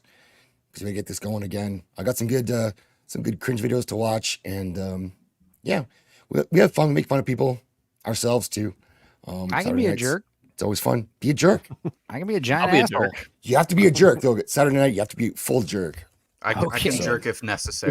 We gotta be jerking it, Gotta be jerking it this whole stream, guys. Jerking it up. No politeness. Bad bet. Bad bet. There goes the monetization. Yeah, we had Rye, we had Goblin Whore. We got what's this yellow circle about? Yeah. Oh, what's this fancy little question mark? Enzo, what do you is that all? No, you got Wednesday night. Wednesday night you have What's good? Next Wednesday at 9:00 Central. No plans yet for it, but I'll have a plan. Don't worry. Go check out his channel. Go and jump on and be in the chat. It's a great show. I'm on there, so go check it out. He is. Thanks, man. So yeah, I have a lot of fun on there, and we talk about Coyote Ugly. It's great. We do every week. Awesome. Yes. The movie or the bar? Both. How can you not? Cool. No, seriously, I love going on that show. It's a lot of fun. Great chit chat, and meeting a lot of the people that you bring on there is a lot of fun. So please go check out Zach's Tube. It's a great channel. Enzo, what do you got coming up there, buddy? You got a few things coming up, I'm sure. Yesterday we did release, me and my cousin got real baked and watched Action Jackson in honor of Carl Weathers, and in honor of Black History Month, and in honor of Romance Month, Valentine's Day. He falls in love with a heroin addict in that movie. But yeah, it's a cool movie. Me and my cousin basically got, funny commentary on my channel about it. Check it out. It's a good 50-minute watch. Also, next week, me and Amateur got Don't Tell Mom the Babysitter's Dead coming out on Wednesday. So that's going to be a funny one too. Furthermore, I do go live every Monday, but my cousin was asking about playing some Jackbox games tonight. So I don't know what you guys are doing or anybody in the chat, but yeah, I might go live and play Jackbox games with my cousin Thunderqueef. I have tomorrow and the rest of the weekend off, so I'm down. I'll send you guys the link. You guys can come goof off if you want. Oh, I've never laughed so much in my life. It's so much fun playing Jackbox with those assholes. I mean, we play Quidditch mostly, but we do. There's also murder trivia and Fibbage, and I don't know. My cousin, he needs a what else did we watch? We watched Kazam today, so that's coming out in about a month. Oh my god. Yeah, I'm glad we got to come here and wash that Kazam taste out of my mouth doing this. And is that it? Well, and everyone's going to be back next Thursday. So well, hopefully, I'm assuming that. Yeah. Amateur, what do you got coming up, buddy? Oh, okay. I thought we were skipping me. That's right. Yeah. So I think I've kind of come to a realization because like the way I make videos is kind of fucking impossible on YouTube right now. Because I like doing sort of the literary breakdowns, but I really suck at finding good B-roll. So what I think I'm going to do is I'm going to shift to doing like documentaries about certain aspects of filmmaking. And right now I'm going to do one on animation, specifically about Walt Disney, early Disney, right up until about Up. And I just want to sort of look at the history of it, the technology, the techniques. I'm actually learning how to animate right now. And I think I'm going to move forward with that.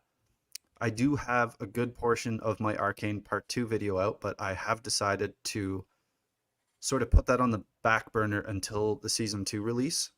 So I'm going to hold off on that, make it part of a Season 2 sort of thing. And yeah, I'm going to move forward with this Disney documentary thing, see how it goes, because hopefully I don't get, instantly copyright blocked when I try to upload anything. But yeah, I'm going to start with that and see what else sort of strikes my fancy, because it's the first time in a while, like the first time since I made my Top Gun video where I actually have a vision of what I want to make. I know how I'm going to make it and I know what I want to say. So I think I have a really good feeling about it and I'm going to move forward with it. So yeah, nice. I'm kind of excited. Don't know when it'll be done, but Enzo, yeah. I'm sorry, man. Did you have more you wanted to add there? No. Like, were you sure? Yeah, okay. You catch me on Blue Collar Losers channel on Tuesdays. Catch me on my channel on Mondays. I'm around. Yeah. I'm around, guys. Yeah. I'm easy to get a hold of. I shouldn't have assumed that you were done there. And me, you can catch me here next week. Next week I'll have Oliver Lee from 656 Comics. He'll be on here Tuesday night. We'll be going over his campaign. It's going to be a great show. Then Wednesday I have Adam Lawson here. He'll be on. He's a very well-known writer. I'm looking forward to that show. And then Thursday night we're doing the Arcane episode 6.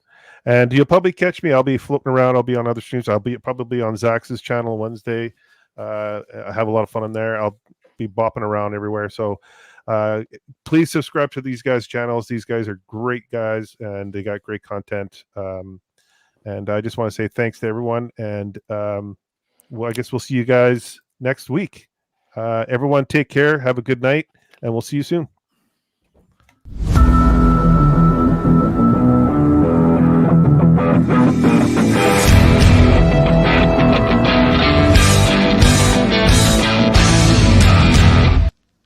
dance with the devil in the pale moonlight.